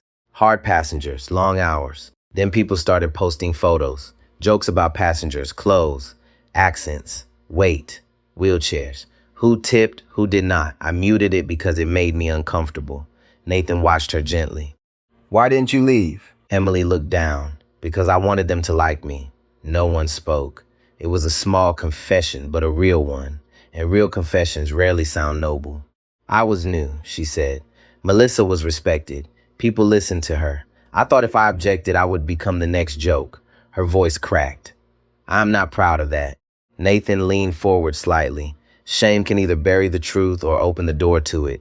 "You are opening the door." Emily looked at him, surprised by the kindness. William heard it too. His face shifted. He was watching the man who had been harmed make room for someone else's failure without excusing it. That kind of restraint could not be trained into executives. It came from deeper places. Karen spoke from the phone. Emily, please do not delete anything. A member of our compliance team will meet you and preserve the content. I won't delete anything, Emily said. In the interview room, Melissa sat alone for a few minutes under the hum of fluorescent lights. Her representative was on the way. Her phone had been placed in a clear evidence pouch on the desk, powered down, sealed, unreachable. That bothered her more than the officer standing outside. Her phone held years of little cruelties. Not all hers, but enough. Screenshots, messages, reactions, laughing faces under passenger photos. She had told herself everyone did it. Everyone complained. Everyone joked. Everyone needed a place to let off steam. But now, under real light, those excuses looked thin. She thought of Nathan in seat 1A, his calm, his eyes when he said respect should not require a title. She hated him for that sentence. Then, beneath the hate, something worse moved because part of her knew it was true. The door opened. Detective Martinez entered, followed by a man in a dark suit carrying a slim folder. "Ms. Grant," Martinez said, "this is Special Agent Paul Reeves with the Federal Bureau of Investigation. He is here because this incident may involve tampering with food aboard a commercial aircraft." Melissa's face went slack. FBI? Agent Reeves sat down without drama. Early 50s, calm voice. No performance. The kind of man who had learned long ago that serious things did not need to sound loud. "We are here to understand what happened," he said. Melissa swallowed. "I want my representative." "That is fine," Reeves said. "You do not have to answer questions, but I am going to explain why we are present." He opened the folder. A passenger on a commercial flight was served spoiled food with preliminary chemical residue. There is evidence suggesting the food was removed from a disposal container before the flight. There is also evidence suggesting intent to humiliate or frighten the passenger. Melissa looked at the table. "You make it sound like I tried to kill him." Reeves did not move. "I am saying one bite could have caused serious injury. Intent to kill is not required for this to be serious." The words were plain. That made them worse. Martinez watched Melissa's face carefully. Reeves continued. "We also need to determine whether anyone else encouraged, directed, or knew about your actions before they occurred." Melissa's eyes flicked up. Just a fraction. Martinez caught it. So did Reeves. He closed the folder. "Who else knew?" "No one. Too quick." Reeves leaned back. "Ms. Grant, this is the moment where people often make the mistake of protecting someone who will not protect them back." Melissa's lips pressed together. "I said no one." In the lounge, Karen arrived in person with a tablet. She walked straight to William and handed it to him. "We have the group archive from Emily's access." William looked down. His face changed slowly as he scrolled, not shock all at once, a series of blows. Nathan did not ask to see it immediately. He watched William read, watched the chief executive officer of an airline confront what had lived under his brand. William stopped scrolling. "How many employees?" Karen's voice was low. 43 current crew members, a few former employees, mostly senior attendants on premium routes. William looked at her. "Premium routes." Yes. Nathan stood. "May I see?" Karen hesitated, then handed him the tablet. Nathan read in silence. Photos, captions. Passengers mocked for clothes. Passengers mocked for asking for seatbelt extenders. Passengers mocked for accents. A veteran mocked for needing extra time to board. An elderly woman mocked for spilling tea with shaking hands. Nathan stopped at that one. His jaw tightened. Emily was crying openly now. "I am sorry," she whispered. Nathan kept looking at the screen. His voice was low. "Do you know what is most dangerous about this?" No one answered. He looked up. "They stopped seeing passengers as people before anything happened to me." William's eyes dropped. Nathan continued. "That is how harm becomes easy. First you turn someone into a joke, then into an inconvenience, then into a target." The room absorbed that slowly. It was not corporate language. It was human language, and it could not be dismissed. Karen's phone buzzed. She checked it, then looked at William. "The catering lab has a stronger result. The solvent concentration is highest on the spinach. Nathan's eyes narrowed. Highest? Karen nodded, meaning it was not just contact transfer from a dirty surface. It appears sprayed or applied directly. Emily covered her mouth again. William's face went pale with anger. Nathan looked down at the tablet. The words from Melissa's post stared back. A little green surprise. He set the tablet down carefully, not gently, carefully, because if he let himself move too fast, anger might take over. And he had spent a lifetime refusing to give people the angry version of himself they expected. William's voice was rough. Nathan raised one hand. Do not apologize again. Not yet. William stopped. Nathan looked at him. Tell me who had access to my passenger profile. William frowned. What? My name was on the manifest, but that group post was made before takeoff. Did she know who I was? Karen looked at the screen again. The screenshot we have only identifies you by seat and clothing. Emily wiped her eyes. There might be more in the comments. Karen scrolled. Then her hand stopped. What is it? William asked. Karen read silently, then aloud. Someone commented, careful with that one. He is connected to Orion. Another comment says, merger guy? The room changed. Even the air seemed to pull back. William slowly turned to Nathan. Nathan's expression went cold. Emily looked between them. What does that mean? William did not answer. Nathan did. It means someone may have known why I was on that flight. Karen scrolled faster now. There is another comment. If he gets sick, maybe tomorrow's meeting waits. Silence. Hard. Immediate. Total. William stepped closer. Who posted that? Karen checked the username. Account name is Sky Westland. We need to identify the employee behind it. Nathan's voice lowered. Tomorrow's meeting is confidential. William nodded slowly. Only a small group knew you were flying in for final acquisition talks. Emily's eyes widened. Acquisition? William looked at her, then at Nathan. Nathan did not flinch. Yes, Nathan said. Orion Freight Systems is negotiating to acquire controlling interest in Pacific skies. Emily's hand went to her mouth. The plot twist had been moving quietly all night. Now it stood in the room, fully visible. Nathan Reed was not merely a passenger with access to the CEO. He was the man who might own the company by morning. And someone in or near Pacific skies may have wanted him delayed, humiliated, sick or worse. William's phone buzzed again. He ignored it. Karen's face had gone white. This may not be just misconduct. Nathan looked toward the hallway where Melissa sat with federal agents. No, he said. His voice was calm, deadly calm. This may be sabotage. In the interview room, Agent Reeves watched Melissa across the desk. He had not yet told her what they found in the group. He did not need to rush. Truth had a way of entering the room in stages. Miss Grant, he said, I will ask you again. Who else knew about Mr. Reed before the flight? Melissa stared at him. Her breathing was shallow. I do not know who he is. Reeves looked at her for a long moment. Then he opens the folder again. You may want to reconsider that answer. Outside, another aircraft lifted into the Los Angeles night, its engines roaring into the dark. Inside the airport, the cases changed shape. It was no longer only about prejudice. It was no longer only about one poisoned tray.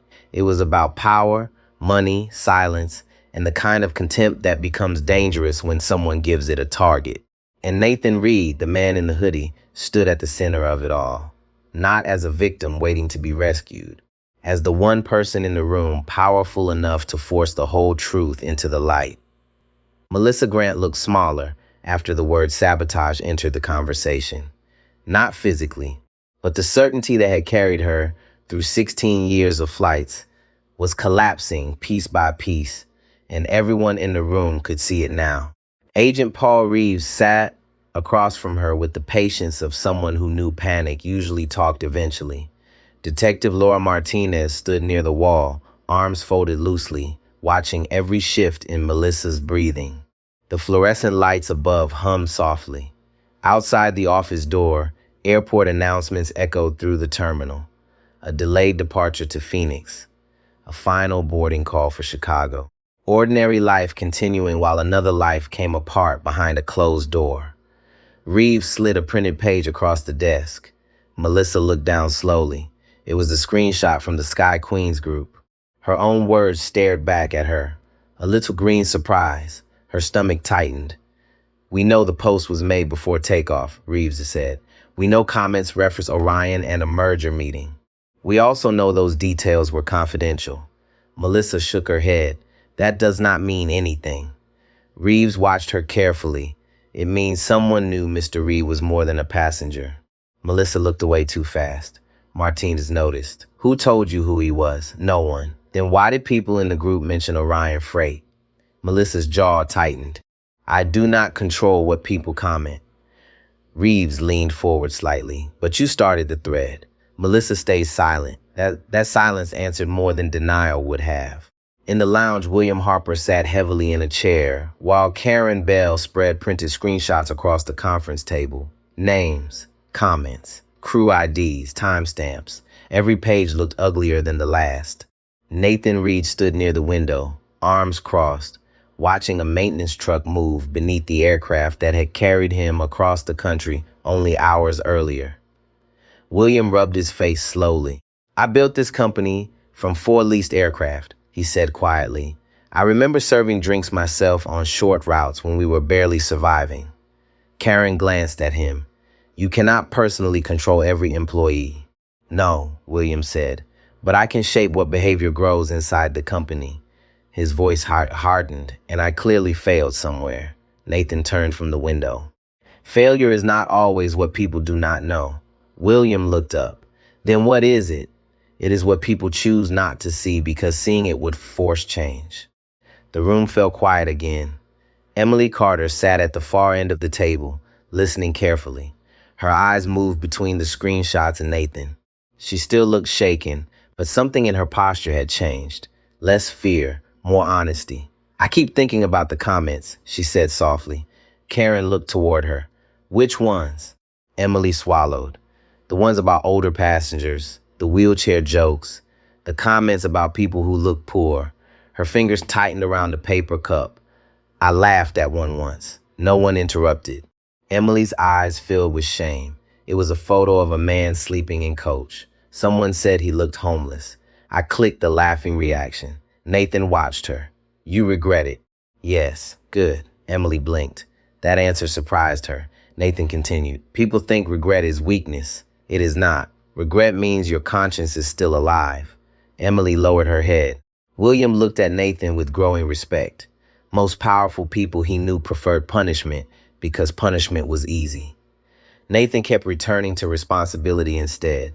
That was harder. Karen's phone buzzed again. She checked the message and looked immediately at William. "We identified the account behind the merger comment." William straightened. Who? Karen hesitated. "Lynn Mercer." William frowned. My niece?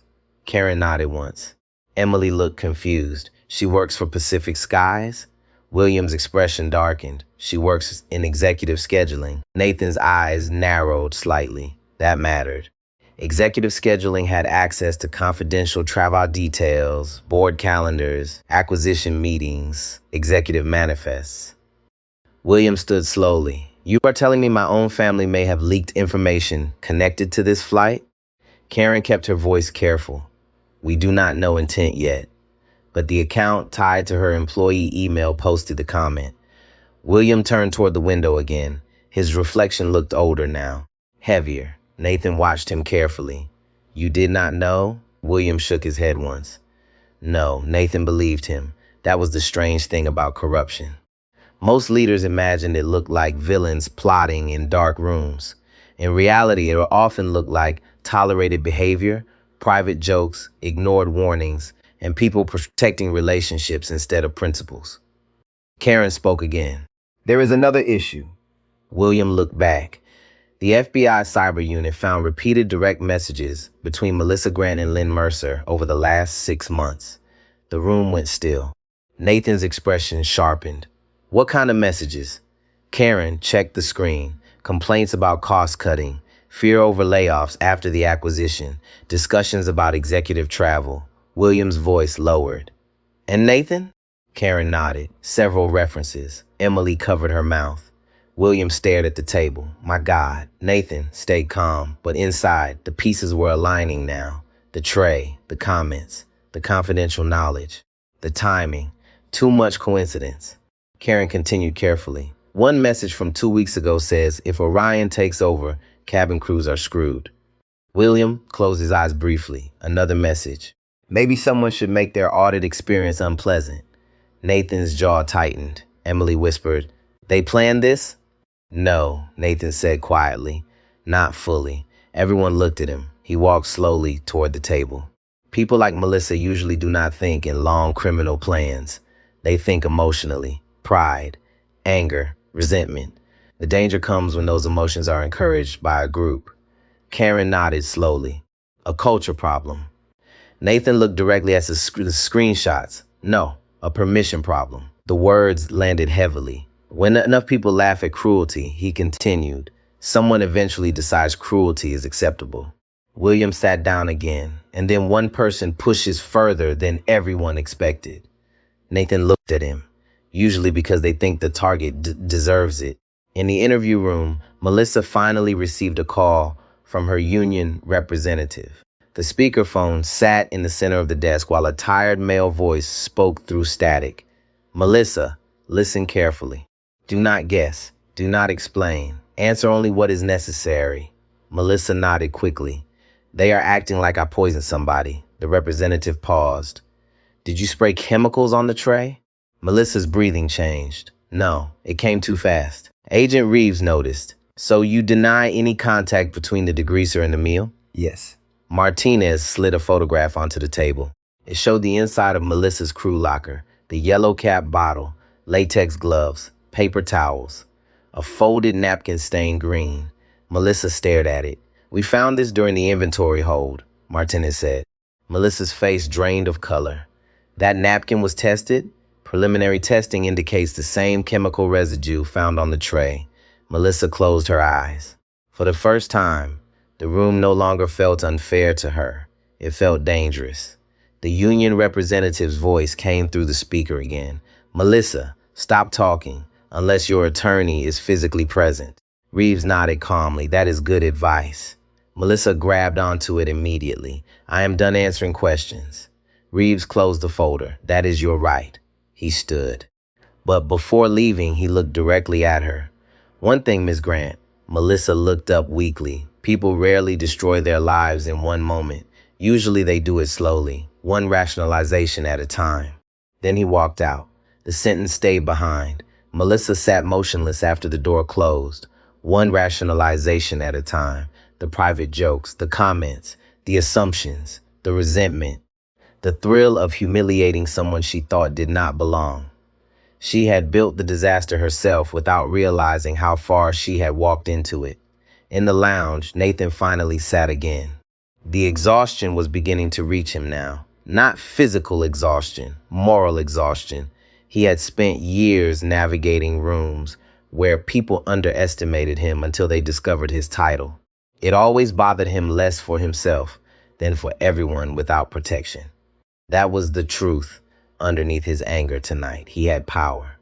What happened to people who did not? William looked across the table. Nathan. Nathan raised his eyes. If you decide to walk away from the acquisition tomorrow, I understand. Karen looked at William sharply, but he continued. No shareholder would blame you. No board would question it. Nathan sat quietly for several seconds. Then he asked something unexpected. How long has Emily worked for the company? Emily blinked. About 7 months. Nathan nodded slowly, and she still knew this was wrong. Emily looked down. William understood immediately. Nathan was making a point. Culture was not destiny. People still chose. Nathan leaned back. I am not walking away. William stared at him. You are not? Nathan shook his head once. No. Karen looked surprised. After tonight, Nathan's voice remained steady, especially after tonight. Silence filled the room. Nathan looked at the screenshots spread across the table. This airline carries millions of people every year. Elderly passengers, families, veterans, kids flying alone. People trust crews with their safety before they even sit down. He paused.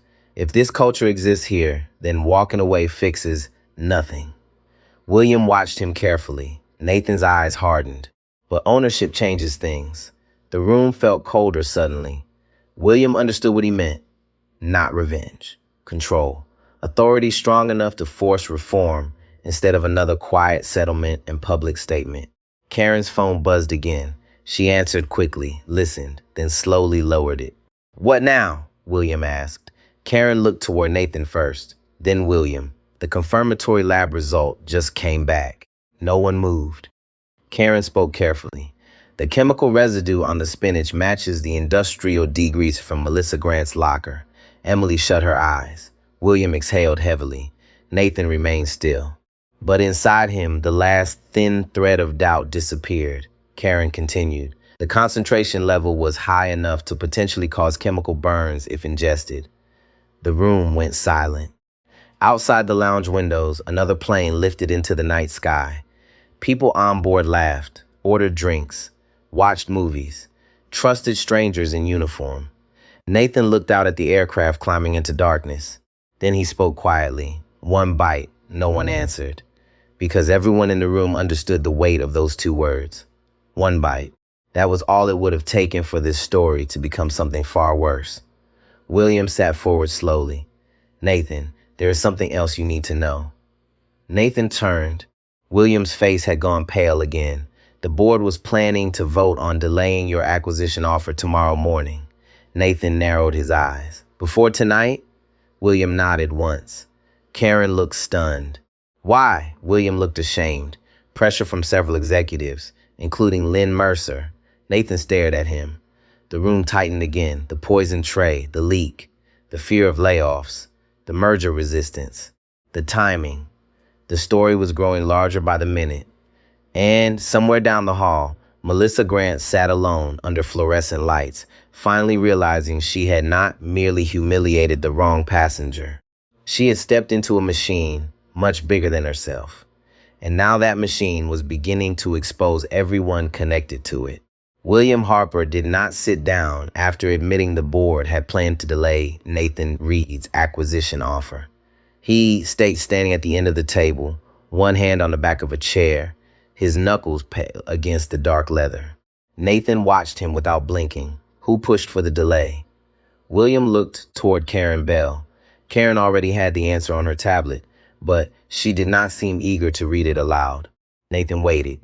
Karen finally said, "Lynn Mercer was one of the executive staff members circulating the recommendation, but the board pressure came from three people: Douglas Crane, Senior Vice President of Operations, Patricia Voss, Chief People Officer, and Alan Whitcomb, Outside Director." William's face tightened at each name.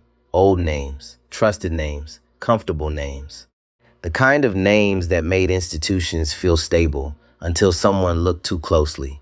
Nathan walked slowly to the table and placed both hands flat on the polished wood. Were they trying to delay the vote because of business concerns or because someone wanted me unavailable? No one answered quickly. That silence said enough. Emily Carter sat in the corner, almost afraid to breathe. She had thought the worst thing she would see that night was a spoiled tray, then a cruel post, then chemical residue. Now she was listening to executives and federal agents discuss the possibility that a passenger had been targeted because of a corporate takeover. The world felt less safe than it had that morning. Karen's phone buzzed again. She looked at the screen. "It is Agent Reeves." William nodded. "Put him through." Karen tapped the phone and placed it on the table. Agent Paul Reeves's voice came through flat and controlled. "We have identified the employee behind the SkyWest Lynn account. It is Lynn Mercer.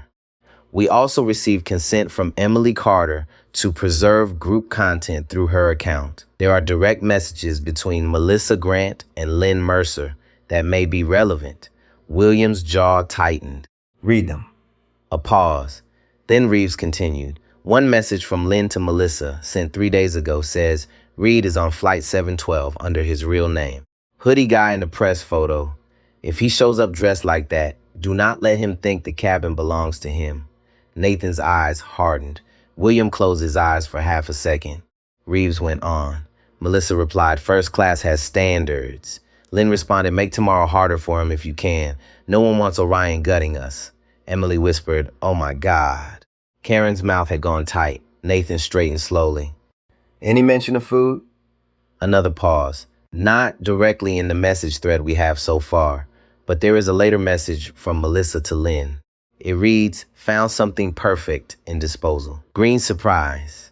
William turned away from the table. The movement was quick, sharp. He pressed one hand against the window and bowed his head. For the first time, he looked less angry than sick. Nathan did not move. His voice was low. Did Lynn respond? Reeves said yes, she replied. Just scare him. We need him rattled before the meeting. The lounge went silent. Just scare him. That was how people softened harm before doing it. They renamed it. They trimmed the edges. They wrapped it in strategy, humor, pressure, loyalty. Just scare him. Just teach him. Just make him uncomfortable. Just remind him where he stands. Nathan stared at the phone. And the degreaser? We do not yet have evidence Lynn knew about the chemical, Reeves said. That matters legally. But the messages support prior knowledge of targeting Mr. Reed. William turned back slowly. Where is Lynn now? Karen checked her tablet. Executive office in El Segundo. She left the airport before the flight landed. William's eyes sharpened. Call security. Preserve her laptop. Disable access. Now. Karen already had the phone in her hand.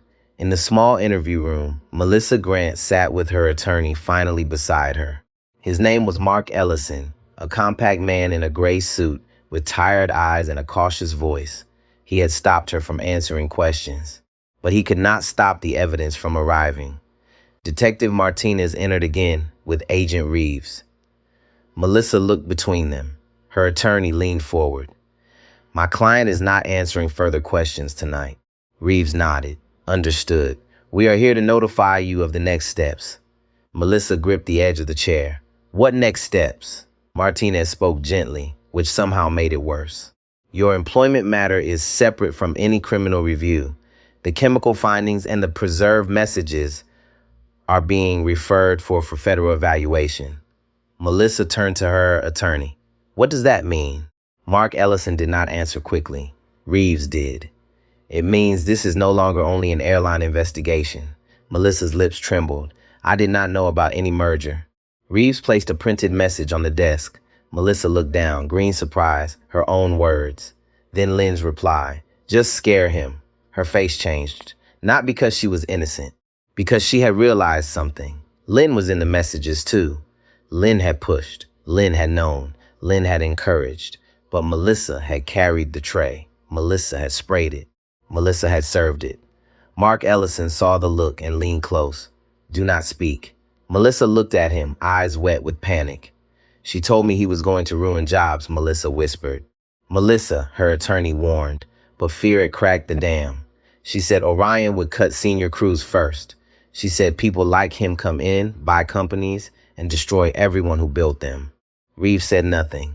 Martinez remained still. Melissa kept going, her voice shaking. She said he needed to see what it felt like not to control the room. Her attorney shut his eyes. Stop, but she could not. She said just make him uncomfortable. Reeves leaned forward slightly. And you decided to use contaminated food. Melissa's face twisted. I did not mean for it to go that far. The sentence hung there. That far. Not I did not do it. Not it was safe. Not it was a mistake. That far. Martinez wrote something in her notebook. Melissa saw her writing and started crying harder. I was angry. I was tired. I have spent years smiling at rich people who treat us like furniture. Then he came in looking like he did not care, like none of the rules mattered. Reeves's voice stayed controlled. Did he mistreat you?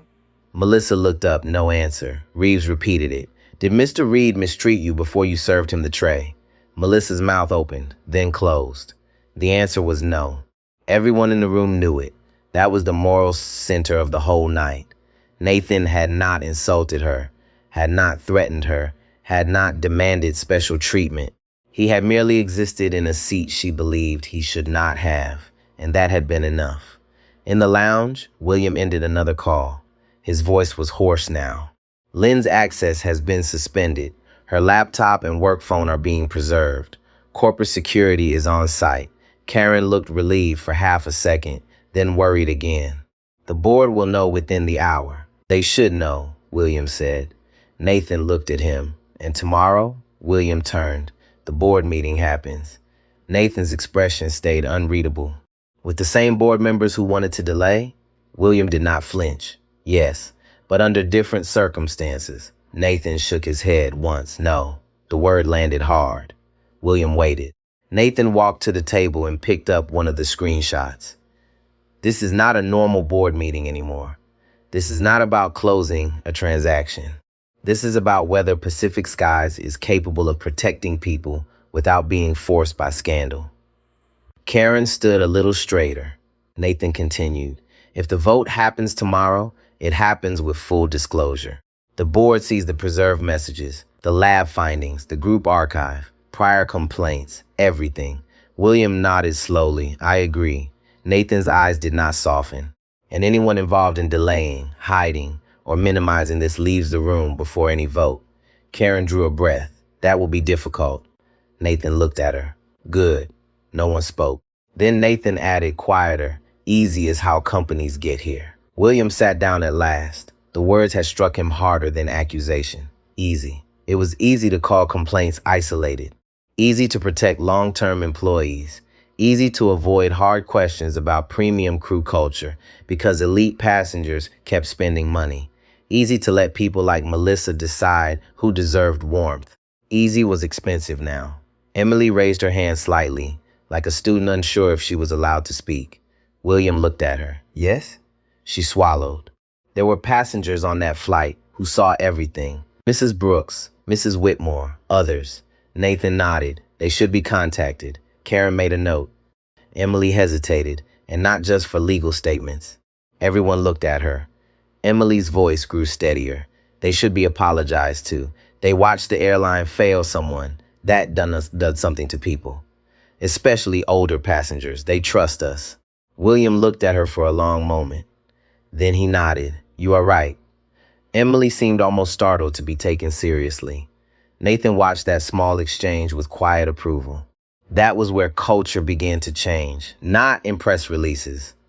In rooms where junior people could speak the truth without being punished for it. Near midnight, Evelyn Brooks sat in a rideshare outside the terminal, her hands folded over her purse. Her driver, a young man named Carlos, glanced in the rearview mirror. Long flight? Evelyn looked out at the passing lights. Longer than it should have been. Carlos nodded politely. She opened her phone. A message from Pacific Skies Customer Relations had arrived, asking if she would be willing to provide a statement about the incident on Flight 712. Evelyn stared at it. Her thumb hovered over the screen. At her age, she had seen many things. Some small, some cruel, some so common people stopped noticing them. But age had taught her something else too. Silence became heavier the longer you carried it. She tapped reply, yes. Then she added, I saw enough. Back at the airport, Melissa sat beside her attorney as the door closed again. She was no longer crying loudly, just quietly now, exhausted, empty. She whispered, Lynn said nobody would care about him. Mark Ellison looked at her with tired sadness. And you believe that? Melissa wiped her face. I wanted to. That was the truth, not the legal truth, the human one. She had wanted someone beneath her so badly that she accepted any story that allowed it. In the lounge, Nathan prepared to leave for the hotel William had arranged. Before he walked out, Emily stood. Mr. Reed, he turned. I am sorry. He nodded. I know. She took a breath. I do not want to be the kind of person who only does the right thing after someone powerful gets hurt. Nathan looked at her carefully. Then tomorrow, do the right thing when no one powerful is watching. Emily's eyes filled again, but this time she did not look away. I will. Nathan stepped into the terminal with William beside him. The airport was quieter now. Cleaning machines moved over the floors. Gate screens glowed blue. A few stranded travelers slept across rows of chairs. William walked in silence until they reached the exit doors. Then he said, Tomorrow will be ugly. Nathan looked through the glass at the black cars waiting outside. Yes. You still want to proceed?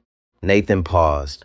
The automatic doors opened, letting in cool Los Angeles night air. He looked back toward the gates, toward the aircraft, toward the long invisible line of choices that had led them here. I came to buy an airline, he said. Then his voice hardened. Now I came to change one. Outside, the city lights stretched wide and restless under the night sky. And by morning, the people who thought Nathan Reed did not belong in seat 1A would learn he was about to sit at the head of the table. Morning came over Los Angeles with a pale gold light that made the airport look innocent. Planes rolled across the runways. Coffee shops opened their metal gates. Travelers dragged suitcases through terminals with the tired rhythm of people who had no idea what had happened during the night. But inside the Pacific Skies corporate conference room near LAX, nobody felt innocent. The room overlooked the runway through a wall of glass. Beyond it, aircraft lifted into the brightening sky one after another. Inside, the air was cold. The table was long. The silence was longer. William Harper stood at the head of the room in the same dark suit he had worn the night before. He had not slept. It showed in his eyes. Around the table sat members of the board, senior executives, legal counsel, outside auditors, and 2 federal observers who did not speak unless spoken to. Their presence alone changed everything. At the far end of the table sat Nathan Reed, no hoodie now, dark suit, white shirt, no tie, simple, sharp, controlled. The man Melissa Grant had mocked in seat 1A looked nothing like the person she thought she had power over, but that was the lesson. He had never needed to look powerful to be powerful. Karen Bell stood beside the screen and began the briefing. Her voice was calm, too calm for what she was showing. Photos appeared first, the tray, the gray chicken, the spinach, the sealed evidence bag. Then came the lab results summary, industrial degreaser, high concentration, direct application likely. No one moved. A board member named Douglas Crane stared at the screen with his hand over his mouth. Patricia Voss looked down at the table. Alan Whitcomb shifted in his chair and whispered, "This is a nightmare." Nathan heard him. He turned his head slightly. "No," Nathan said. "A nightmare is what could have happened if I had taken one bite." The room went still. Alan's face reddened. Nathan's voice remained quiet. "This is evidence," Karen continued. The screenshots came next. Sky Queens, the private group, the captions, the comments, the laughter. Each image hit the room harder than the one before. A passenger in a wheelchair mocked for boarding slowly. An elderly man mocked for shaking while holding coffee. A woman in casual clothes described as not first-class material. Then Nathan's photo, hoodie guy in seat 1A, about to serve him a little green surprise. William looked away for half a second, then forced himself to look back. Leadership sometimes meant staring directly at the shame you wanted to escape. Karen read the timeline. 2 hours before boarding, Melissa Grant entered the crew service area. Security footage shows her removing a covered tray from a disposal container. The tray had been marked for destruction. Later, the tray was served to Mr. Reed. She clicked to the next slide. Messages between Melissa Grant and Lynn Mercer indicate prior knowledge of Mr. Reed's connection to Orion Freight Systems and tomorrow's acquisition meeting. A wave of discomfort moved through the room. Lynn Mercer was not present. She had been suspended before sunrise. Her devices were in corporate security custody. Her attorney had already contacted federal investigators. William looked at the board. "My niece does not get different rules because of her last name." That sentence mattered. Several people looked down. Nathan watched closely. Real reform began when Comfort stopped getting special treatment. Douglas Crane cleared his throat. "This is obviously unacceptable. But we should be careful not to overstate the corporate connection until the investigation concludes." Nathan leaned back. His eyes settled on Douglas. "Careful is good. Evasive is not." Douglas stiffened. "I am not being evasive." Nathan reached for a folder and opened it. "You signed a recommendation to delay the acquisition vote." Douglas blinked. "That was a business recommendation." Nathan slid a page across the table. "Your internal memo says the company should avoid outside cultural interference until senior staff concerns are stabilized." Douglas looked at the page but did not touch it. Nathan continued, "What did you mean by outside cultural interference?" No one breathed loudly. Douglas looked toward William for help. William gave none. Douglas said, "It was a poor choice of words." Nathan nodded once. "Poor words often come from clear beliefs." Patricia Voss shifted in her chair. "Nathan, With respect, there are longtime employees who fear losing their jobs. That fear is real. Nathan turned to her. Yes, it is. His answer surprised her. He continued, but fear does not give anyone permission to dehumanize passengers. Fear does not make chemical exposure a labor concern. Fear does not turn cruelty into culture. Patricia lowered her eyes. Nathan's voice slowed. I know what fear feels like. I built Orion Freight with debt, rejected loans, and people telling me I did not look like a founder. Fear can humble you, or it can make you look for someone smaller to step on. The room was silent. That was the wound beneath the whole story. A worker afraid of change. A manager afraid of losing status. A company afraid of bad press. A passenger judged as powerless. And in the middle of it all, a tray of poisoned food. William stood beside Nathan now. Effective immediately, William said, Pacific Skies will cooperate fully with federal authorities. Melissa Grant's employment is terminated pending final administrative process. Lynn Mercer is suspended pending investigation. Any employee found to have participated in targeted harassment, evidence destruction, or retaliation will be removed. Karen clicked to the next slide. Additionally, all premium route crew assignments are frozen pending review. The Sky Queen's archive is being preserved. Prior complaints from the last 10 years will be reopened. A board member near the end of the table whispered, 10 years? William looked at him. Yes, Nathan spoke next, and not by the same people who ignored them the first time. That landed hard. William nodded. An independent ethics and safety review board will be formed. Passenger dignity will become part of safety training, not customer service training. Emily Carter stood near the back wall with two other crew members who had agreed to give statements. She had not expected to be invited into the boardroom. When William asked her to speak, her hands trembled. She stepped forward. Her voice was small at first. I was afraid of Melissa. No one interrupted. Emily swallowed. I saw things I should have reported. I heard comments I should have challenged. I told myself I was new. I told myself I needed the job. Both were true, but the passenger still deserved protection. She looked at Nathan. I am sorry I did not act sooner. Nathan nodded once. Emily turned back to the room. If junior crew members only feel safe when they agree with senior crew members, then safety is already broken. The sentence cut through the executives harder than expected. Because it was simple. Because it was true. William looked at her with quiet respect. Thank you, Emily. She stepped back, breathing hard, but standing taller than before. By late morning, the board voted. The acquisition would proceed, but not under old terms. Orion Freight Systems would take controlling interest in Pacific Skies with an immediate ethics oversight mandate. Nathan Reed would chair the new Safety and Dignity Committee for the first year. William Harper would remain during the transition, not as a shield, but as a witness to the repair work he had delayed too long. Douglas Crane resigned before the press conference. Patricia Voss was placed on administrative leave. Alan Whitcomb stepped down from the board. Outside, reporters were already gathering. The story had leaked before sunrise. Not all of it. Enough. A first-class passenger, contaminated food, a senior flight attendant, a private social media group, Federal Review. Cameras waited near the terminal media room. When Nathan stepped to the podium beside William, flashes burst like lightning. He did not speak long. He did not need to. Last night, Nathan said, I boarded a Pacific Skies flight as a passenger. I was judged by how I looked. I was treated as though my dignity depended on someone else recognizing my status. He paused. The room quieted. That is not only wrong when it happens to a chief executive.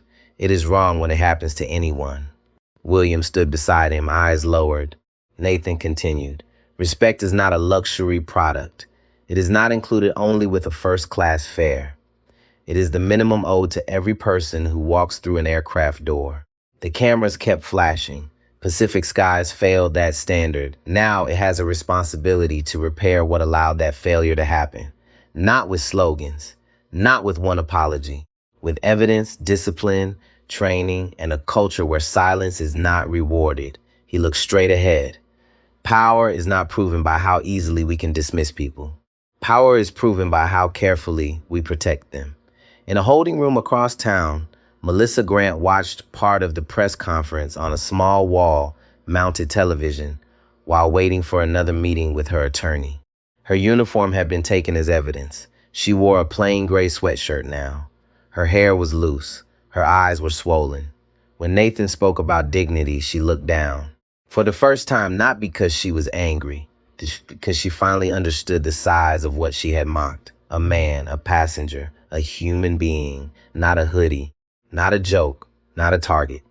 Months later, the federal case against Melissa moved forward. She accepted a plea agreement on charges related to food tampering and making false statements during the investigation.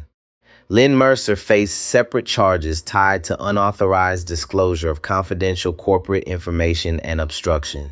The courts did what courts do, slowly, publicly, with records that could not be laughed away in private groups. Pacific Skies changed too, not perfectly, no company does, but complaints were no longer buried. Crew members had a protected reporting line. Training began with passenger stories, not policy slides. New hires were told that a uniform gave them responsibility, not superiority. Emily Carter stayed. She became part of the internal safety team after 2 years. She taught new attendants one sentence that became known across the company. If you would not say it with the passenger's family watching, do not say it in the galley. And Nathan Reed still flew commercial sometimes. One afternoon, nearly a year later, he boarded another Pacific Skies flight. Hoodie, joggers, quiet bag over one shoulder. A young flight attendant at the door checked his boarding pass and smiled. "Welcome aboard, Mr. Reed. Seat 1A is ready for you." Nathan paused for half a second, not because of the seat, because of the tone. Normal, respectful, human. He nodded. "Thank you." Across the cabin, an elderly man in a worn denim jacket settled into first class for what was clearly his first time. His hands shook slightly as he tried to find the seat controls. The same young flight attendant knelt beside him and said, "Take your time, sir. You are exactly where you are supposed to be." Nathan heard it, and for the first time in a long while, the silence in first class felt peaceful. Not polished, not expensive, peaceful, because respect had finally entered the cabin before the meal service. If this story moved you, leave a like so more people can hear its message. Subscribe for more stories about justice, dignity, and the quiet strength of people who refuse to be made small. And in the comments, write these 3 words: never stay silent.